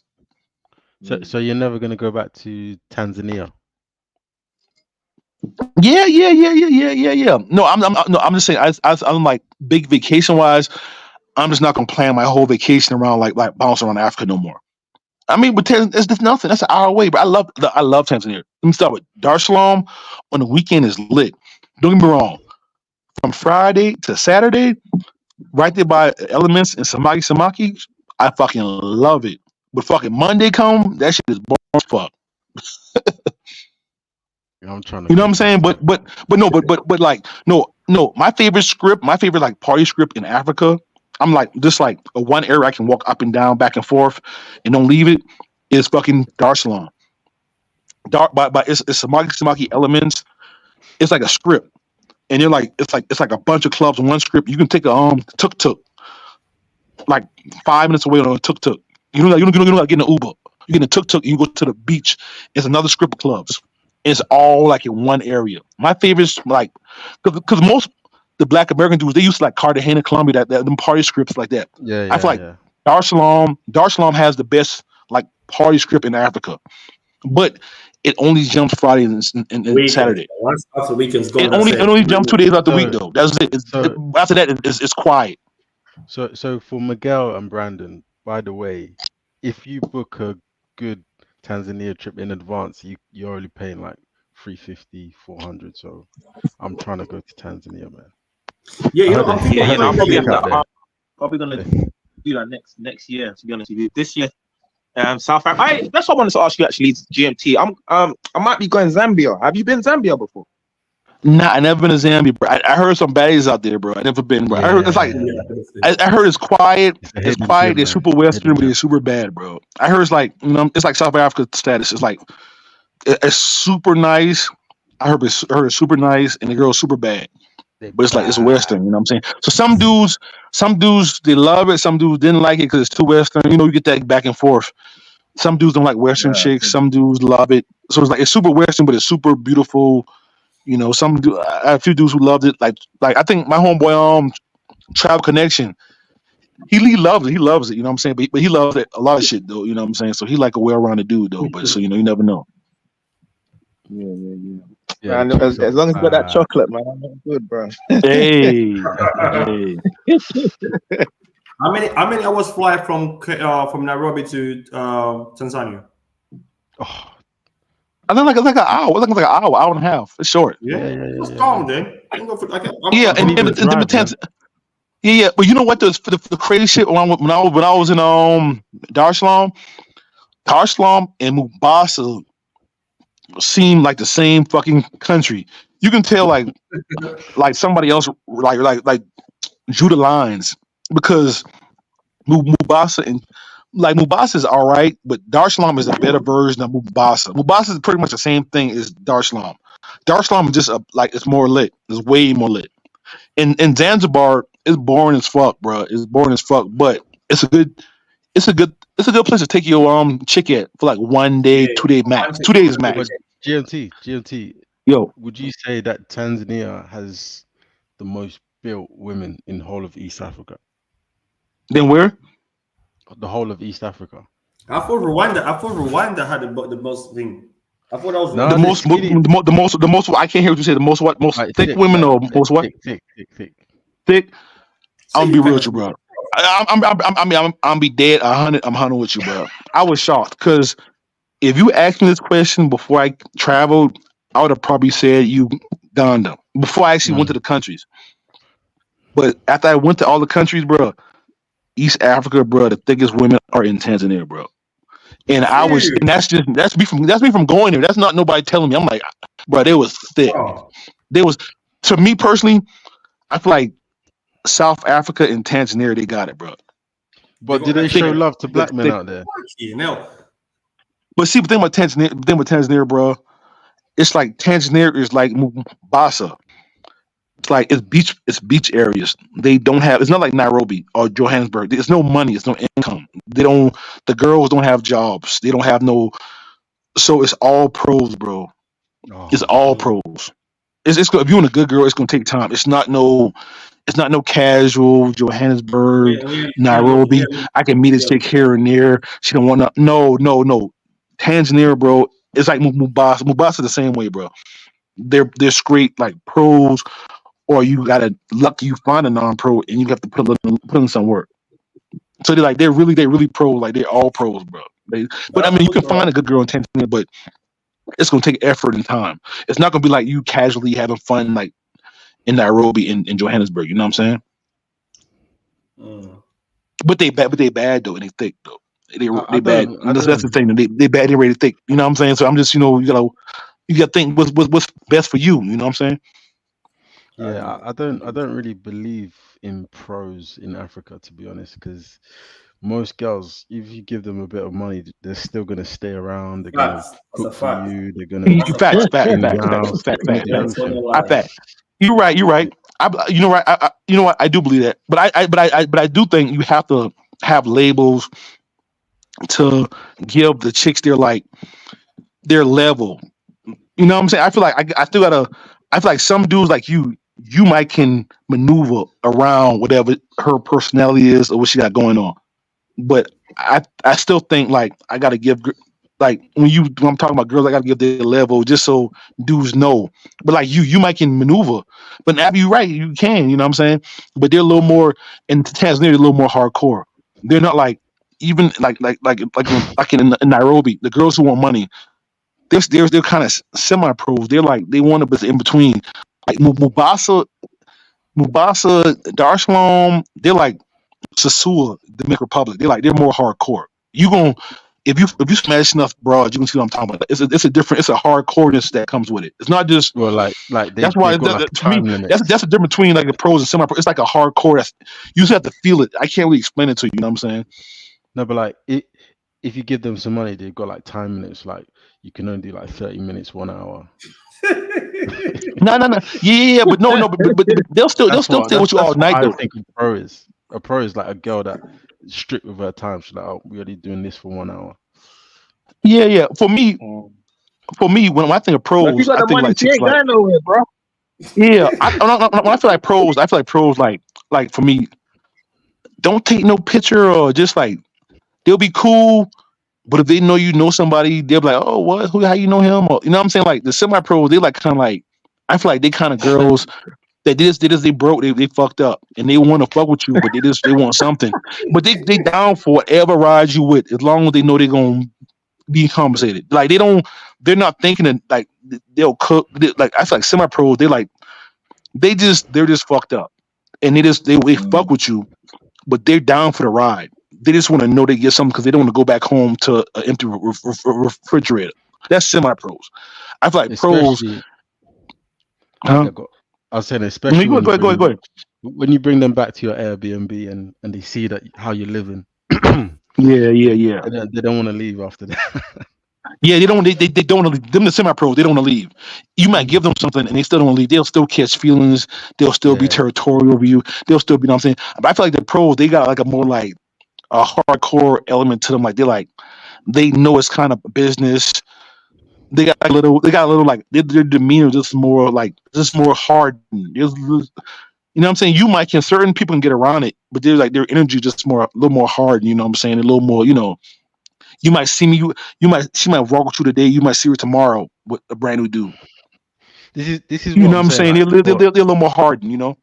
yeah, this is what I'm saying for like people like Brandon and Miguel. If you think about how black men move in the UK, like they're just fucking white women who like maybe even fat white women. But but if you go to Africa, I promise you, if you're black, if you got money and you take care of yourself, you can have any girl that you want. I swear to God, No, I'm not even lying to Yeah. them. you can I've pick You witnessed that. I've anything. witnessed that in Uganda. I can't even lie to automatically get you. upgraded in your status. It's like Yeah. You can have the pick of the litter, man. I've actually noticed that in Uganda. It's actually crazy. But in Kenya, what's the like? Is it best to get a hotel or to get an Airbnb? Because like I'm Airbnb, like bro. Well, Airbnb. I booking.com, always feel like booking.com hotels is are more good. secure because they got security and things like that. Like in Bro, terms of safety. Airbnb, bro. Because, bro, if you get a Kenyan chick and she like you, bro, she's gonna want to cook for you, bro. Like that's just like Mm. that's the thing about Kenyan chicks, bro. Like even they may come across partying and fucking crazy, but like if she like you, she gonna cook for you, bro. If you got an apartment, she can feel more comfortable. She can dance for you. She in the hotel, you just gonna be there just for fucking and sleeping. I'm saying Airbnb, you can fucking you can be good, bro. You get a bottle of liquor, bro. You get a chick you like, bro. Y'all gonna be indoors. She gonna cook. She may invite her homegirls over. Y'all might vibe. Y'all be turning the music up. You know what I'm saying? You got the whiskey, liquor, whatever you want. She gonna be happy, bro. You gonna have fun indoors. You don't have to go outside in the Airbnb. I feel like in a hotel room, you can't really spend a You lot of can do time much. there because it's just too Yeah, small. It's too small. It's too small. true. But what about in terms of like for example, when I went to Uganda, the electricity went a few times. What if the electricity goes while you're by the Airbnb? Do they have like some kind of alternative, or that just how does that work? What you mean? Yeah, I couldn't hear you. Can you say that again? You know, this is why you got to stay in the nice places, like when the electricity goes off. Even me, mhm. I was staying in like a 5-star Airbnb, and the water went out. So you just really got to pick the best Airbnbs. Yeah, so that's what I'm concerned. Going to Airbnb and the electricity goes and the water, like things like that. Like, do you know what I mean? Don't know how Mm. Generator, yeah, generator. You gotta ask. You gotta ask. I know. You know what? Yeah. I learned that in South Africa. Some places got generators. So in South Africa, I pay attention more to that because they be want to know what place got a backup generator, and Mhm. South Africa means a lot because they got the power goes out a lot in South Africa. Mm. So and yeah, in Uganda, my trip got fucked up too because my power went out a lot, and it was like when I got to Uganda, I was on a trip for like 4 months. I was already partying for 3.5 months. I was partying, I was tired, and I'm like, man, fuck Uganda. So I might try it again, but yeah, my pot went out bad in Uganda, bro. It was bad. I was like, I was ready to go. And in Uganda, they got big roaches, bro. Like I'm talking about the cockroaches. I don't know if y'all got them in fucking in England, Yeah. huh? I think in Uganda, I stayed in a hotel. I didn't really get to experience that, and the hotel was really good. It was really clean. See, yeah, you experienced good Uganda. I think Uganda, you might need a hotel. Yeah, Because yeah, my experience in definitely. Uganda, bro, it was terrible, bro. It was Yeah, no, terrible, you bro. So definitely I not think tell Uganda you might need a hotel, but in Nairobi, I feel like it depends on the country to country. But Nairobi, you can True. get a good. I thought in Nairobi in South Africa, you can get away with Airbnbs. But some Yeah, countries, if they're not modern, you know what? I'm glad you said that. Some countries, I feel like if they're not modern enough, you yeah. need a hotel to get Uganda is modern, one of them. like shit. You know what I'm saying? But some countries that are already kind of modern, like Kenya, South Africa, you can get an Airbnb and it'd be just as nice as a hotel. True, true. But why does everyone think that people say that Uganda has the best nightlife in the whole of Africa? But I don't know, bro. I don't know, bro. It's funny though, cause me, like, I got like WhatsApp groups, and I got homeboys, right? And we all love Africa, right? We all love Africa, but we all like different like countries. If someone's like Kenya, we got different groups in our group. Some like Kenya, some like Uganda, some like Tanzania, some like South Africa. But I feel like Uganda, well, my experiences, they have the most submissive, easy non-pros in Africa. True. So I feel like some places you can get a non-pro, but you can't get a submissive non-pro. And if you get a submissive one, it's not going to be easy. Like Tanzania, they're submissive in Tanzania, but to get a submissive non-pro in Tanzania, you're gonna have to put in work. So I feel like you Uganda, you can get submissive, easy non-pros for one, and then for two, in Africa, for me, Uganda is the most like to me the village girls in Kenya and the in Nairobi girls, they're like a little bit different, but it's not like crazy different. I feel like the village girls in Uganda and the club girls in Uganda are extremely different. They're like Different. some of Very, the girls very in right. village in Uganda. They'll bow to you. They'll bow to you in Uganda. But you go to the club damn. girls, they smoking cigarettes and doing lines. Yep. So true. So That's so true. Uganda is extreme, bro. It's extreme. Yeah, It's like it's so extreme, bro. It's like like it's you know right. what I'm saying, huh? You're absolutely right. Serious. I'm not even lying. I'm not even lying to you, bro. Like, but you get the girls that bow down to you in Uganda, bro. The village girls, they'll bow. Like they're like super submissive.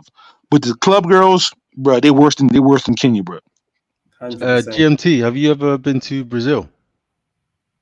I've been to Recife and Santos, never been to Rio. Right. How would you compare Brazilian women to African women? Which one do I you can speak prefer? for that because I came up. My sister was born in Brazil. My mom's got a house in Brazil, and I do have a lot of Brazilian friends. I think the mindset is different. Mind wise, have you been to Portugal before? No, not yet. No, I Right. haven't been that. Right. If you go to Portugal, don't go to Algarve. Go to Lisbon. Right. Do you know what I mean? Mm. And I'm from a place called Leon de Sintra in Portugal. Complete. A lot of people don't really go there, but it's full of black. It's like Brixton and Peckham. Like you get what I'm saying. Yeah, you get to experience the proper Portugal. You get all the black girls. You get the Brazil. It's like a favelas basically. If you go to my Insta, I went there last July, so I posted. I went to my area. I made quite a few videos about that. But yeah, but it's completely different. Like I think the girls, the mindset is way too different, bro. No, I think I'm just asking because like I experienced Kenyan girls and I've experienced Brazilian girls, and Mhm. everyone always talks about Brazilian women are like the craziest women, the most freakiest women. But No, listen, when I but went that's to I feel Kenya, like I that's was like, But it's a see, you know, but no, I'm telling my experience. I've been on them in Recife because like I know like I have more like serious relationships in Africa than Brazil, and I spent more time in Africa than Brazil. So keep that in mind. I like to be like honest, you know what I'm saying, up front about my experience. So, but for me in Brazil, I didn't have any like close relationships there with women, but I had sex out there. But they're more like sexually, they're like they just want to like please you, and they want to be crazy and give you a fantasy, and they crazy sexual, and that's to me. I feel like Latin women in general, they just give you a better Right. sexual experience. They want to give you a sexual experience. That's all they want to give you. They're pretty and they give you a sexual experience. That's all I get out there. A sexual experience. I feel like out here I get a different like a girlfriend experience. Even if you give the chick money, she will still cook for you. You know what I'm saying? She will still like want to hang out with you, want to drink. You know what I'm saying? I feel for me, that's what I get. I feel like out there, I just got more like a sexual experience. But they'll go hard, they'll ride, they'll turn, bounce on you, do flips. Brazil, yeah, they up there, they definitely up that's there when it Southern comes to that. Africa I as can't well, take man. different bills. In that lane, bro, nobody is fucking Brazil, bro. Like I feel like on that like that Latin pretty shit. I feel like Colombia, nobody fucking Colombia, and that sexual, satisfying, crazy shit is Brazil. You can't even Nah, top man. it. But I feel Kenya like was I feel crazy, like man. people who go to Africa and Asia, it's like we get like a different type of, we want like a different, you know what I'm saying? You feel more like they give you more like of they self, like they really fuck with you. Like it's like, you know what I'm saying? They want to cook, you know what I'm saying? They want to vibe with you. It's a different, it's not just sex. Man, I think Kenya, you can have some experiences as well, man. I think what you're saying, you talking about is it enjoying more or like because I feel like if you enjoy more, I'll probably say Africa. You probably enjoy more. Like, Brazilian girls, they just too like like they just I don't know, but I grew up across a lot of Brazilians. I don't like, I feel like most of us grew up with that stereotyping from young got Brazilian girls and this and that. You just have that in your mind. But really and truly, I think I've enjoyed more with like, Ugandan girls, East African girls, than actually the Latina girls. Like, you know what I mean? That I grew up around. Because I dealt a lot of Latina girls. When I was in Colombia, I went to Colombia maybe like 3 years ago. I had an Afro Latina like girlfriend. You can't communicate with them, so your connection is not the same. I feel like the African girls like they genuinely like you. Like I feel like Kenya, like because I feel like I'm gonna go back to like how you say you don't believe with pros in Africa. I believe you, but like some dudes are thinking just because you give a girl money, she's a hardcore pro, and that's not true. And you can give a girl some money and she can stay with you all night in Kenya and she'll catch Exactly. feelings. That's Exactly. not happening in Brazil. You have the best sex of your life with a Brazilian girl, and she'll wake up next morning like, okay, all right, I'll see you later. You can pay a chick in Uganda or Kenya. You can pay a girl, and y'all have best sex. You treat her spoiled, and she'll be in love with you in the morning. And you pay. You like, oh, are we good? Like, no, I love you. You know what I'm saying? Like, she'll really be infatuated with you. You know what I'm saying? So like, I feel like the connection is more. Even I feel like a lot of Black Americans, we kind of like this thing about is money or don't money or I don't know how y'all are, but like us, we be like thinking if we pay or we don't pay is good enough. But like I hear like the girls, even if you give them something, they get attached to you. They still rock with you. I feel like Latin girls, like I'm real with you. I was in Dominican Republic and Colombia for a while, so and I learned a little secret. A lot of them, bro, they've been fucking since they've been like 12 or 13. For the local men, it's not illegal. The local dudes get them pregnant when they're super young. So them Latin girls, they've been fucking since they were 13, 14, bro. They got like 2 kids, 5 kids. So by the time they 20, they're fucking ran through. Like so, sex to them ain't nothing. And so they'll know how to please you sexually, but they're like their heart's not. And that's like African girls. They're like their heart is still with their sex. You feel me? Yeah. I think Brazilian girls are more open to it. That's why you get even in London, you get pressed like Portugal. A lot of them they that's what they do for work basically. Like you get what I'm saying. So to them it's just like they see more as like work. They're more straightforward with it. They don't hide. They put it out there. But I figure with African girls are more. I feel like they're more respectful. They're more like you get what I'm saying. Even if that's what they're there for, but they still keep it respectful. They still like treat you like you know what I mean. They still should. They don't really put it out there as much as the Latin girls. Yeah, I don't know why everyone has got this problem. Like everyone keeps saying, "Oh, you're a trick, you're a trick, you're a trick." I'm like, paying for a woman. That's like something I'll never do. But like your favorite rapper tricks, Bro, but all the let me, sports you know star what? Let me tell tricks. you something. The reason why a lot of guys have remained poor because they have that mentality. A lot of rich men actually pay for it. They don't have time to be chasing girls No, around, bro. every Like, rich person tricks. yep, Every rich person they don't tricks. have time to be chasing around, and sometimes you end up spending more money trying to just like chase them around, impress them, and take them there, you end up doing a lot. Like you know what I'm saying? Exactly. Like you end up doing a lot. But if you just straightforward with it, babes, like you know what, like keep it short. You save yourself some money, bro. Imagine taking them in a day and then do. I ain't got time for that, bro. Exactly. And especially as we said in Africa, if you want a woman and you just give, you kind of almost want to give them money because you can help them, because obviously we earn our money in pounds, and like Yeah. if you do the conversion rate, you can change someone's life for, like, if you just give them £20 or something like that, you can change their life, honestly. Yeah. So you always want to look after your woman as well, so I don't know why you don't want to look after your woman. True. No, I mean, you got to. I think that's just the things like, sometimes you don't even need to ask for it. It's just like, it's common sense. Like, you get what I'm saying? You're on a club, especially us, we don't leave there. You're on holiday. Like, you get what I'm saying? You're there to have a good time, and then it's okay to leave them with something. Why not? Exactly, man. Nah, that's what's up, man. That's what's up. I can't wait. Ray, when was the last time you went to Nairobi? May. This year? Yeah. Right, recently, Fucking now. I thought I was like, yeah, man. How long was you there for? 2.5 weeks. 2.5 weeks. Oh, it's a good time. It wasn't long enough, man. Oh, another thing you need to be careful is the food. The food is great, but don't be eating the street food and stuff like that, man, because you got a bellyache and things like that. Yeah, you can mess yourself up really bad. That's a nightmare while you're on holiday, bro. That's crazy. Yeah, man. Trust me, man. And you need to strap up, lads, man. Oh, no, you know what? That's the best advice. Yeah, man. Don't forget. I know we can get caught up with the chicks and everything, man, but that's the most important, man. Unfortunately. Yeah, but the thing is, this goes back to what I said earlier. When you're in Africa, you can fuck with the higher class girls, man. You can't talk to a 10 out of 10 in England. You can't. You can't talk to a 10 out of 10. There you can just. They too full of it. Too many niggas. Like everyone's like a 10 out of 10 girls she's dating the fucking the footballers and like you get what I'm saying.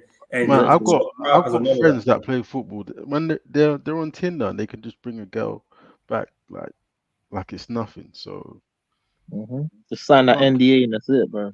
Exactly. Whatever happens here stays here. Yeah, but strap up, man. Especially in Africa, man. I'm not gonna lie, it's a bit 100%, dangerous in those streets down there, man. The girls are just they're throwing it. But yeah, man, GMT, man, I'm gonna hop off soon, but shout out to you, man. You're doing a very, very positive thing, man. Like promoting Africa as well. I know a lot of man, they could do the South America thing, then they go all over the world. But at the end of the day, we need to redirect our efforts towards Africa. Hey, man, appreciate you, bro. End of the day, thank you, man. Appreciate you, bro. Appreciate you, bro. Yo, what's your man? You guys on Insta, Ray and Brandon? Nah, I haven't got Insta, bro. I ain't got Insta. What happened? I got Insta. What's your Insta, Ray? I haven't got Insta, bro. You ain't got Insta, Instagram, bro. Gotta get Instagram, bro. That's your business call for the nightlife. I ain't got no Insta, man. You got Instagram, bro? Gotta get Instagram, Playboy. Got to, man. GMT _travel life, bro. Gotta get Instagram, bro. Got to. That's your business card, huh? GMT, I've added you. I've added you on Insta. All right, I'm gonna follow you. I got you. I'm follow you back. I got you. All right, cool, bro. Yeah, man. More don't listen to this woman. Where she's gone off Zed, man. Like the end of the day, man. Like get me. We're all black. We're all African, man. Wherever you are in the world, then at the end of the day, we all need to at least try and form some connection to Africa, innit? Because we'll all improve our images globally if we all have a strong base, innit? So 100%. All these people saying don't go back. Don't listen to them, man. They don't know what they're talking about. Exactly, bro. That's why I always try to show love. And I try to embrace people even if they talk shit, you know what I'm saying? Because we all are the same, bro. Like, you know what I'm saying? I got love for Nigerians. I got love, my British people, bro, my Canada people, my South African Americans. We be American, we got our internal beef too in America, you know what I'm saying? I be the other side of America, bro. I'm gonna show love to them, bro. Come on, talk to me, bro. We overseas, we gonna let all this shit go happen in America, bro. Let all this shit go. So I be trying to, you know what I'm saying? I'm trying to squash all the little petty beefs we got all over the world. Fuck all that shit, bro. It's all love.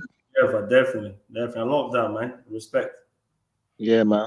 I'm gonna hop off though, man. Shout out to you, brothers, man. I'll be on next GMT when you do your next live, man.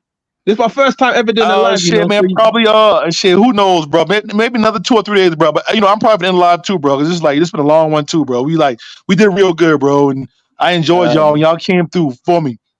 All right, man. Cool. I shout out to you lot, Bray, and are you lot going carnival tomorrow? No. Bro, I'm working. I'm actually working tonight. I'm working tonight tomorrow, bro. I can't even. Is it? No carnival for me this year, bro. Like, no All right, carnival. man. All right, man. You lot take it easy, though, man. I No love, man. worries, bro. You too, bro. Cool, Take cool. yourself, Yeah, bro, man. All right. yeah. Hey, y'all boys, stay blessed, man. Give your final statement to everybody. Know what I'm saying? Closing. Let them know how to find you at your YouTube channel, your Instagram. Let them know everything, how to find you, and just, we can close out. Yeah, man. Right, my Insta, obviously, it's Ronnie with 2 N's. So RONNIEA. So RONNIE Miguel MIGUIEL. So Miguel, that's basically me. That's my Insta. But yeah, GMT, we'll catch up, man. Love for that, bro. All right, for sure, man. Bless, man. Bless. No, thank you, my bro, man. All right. Love. One love.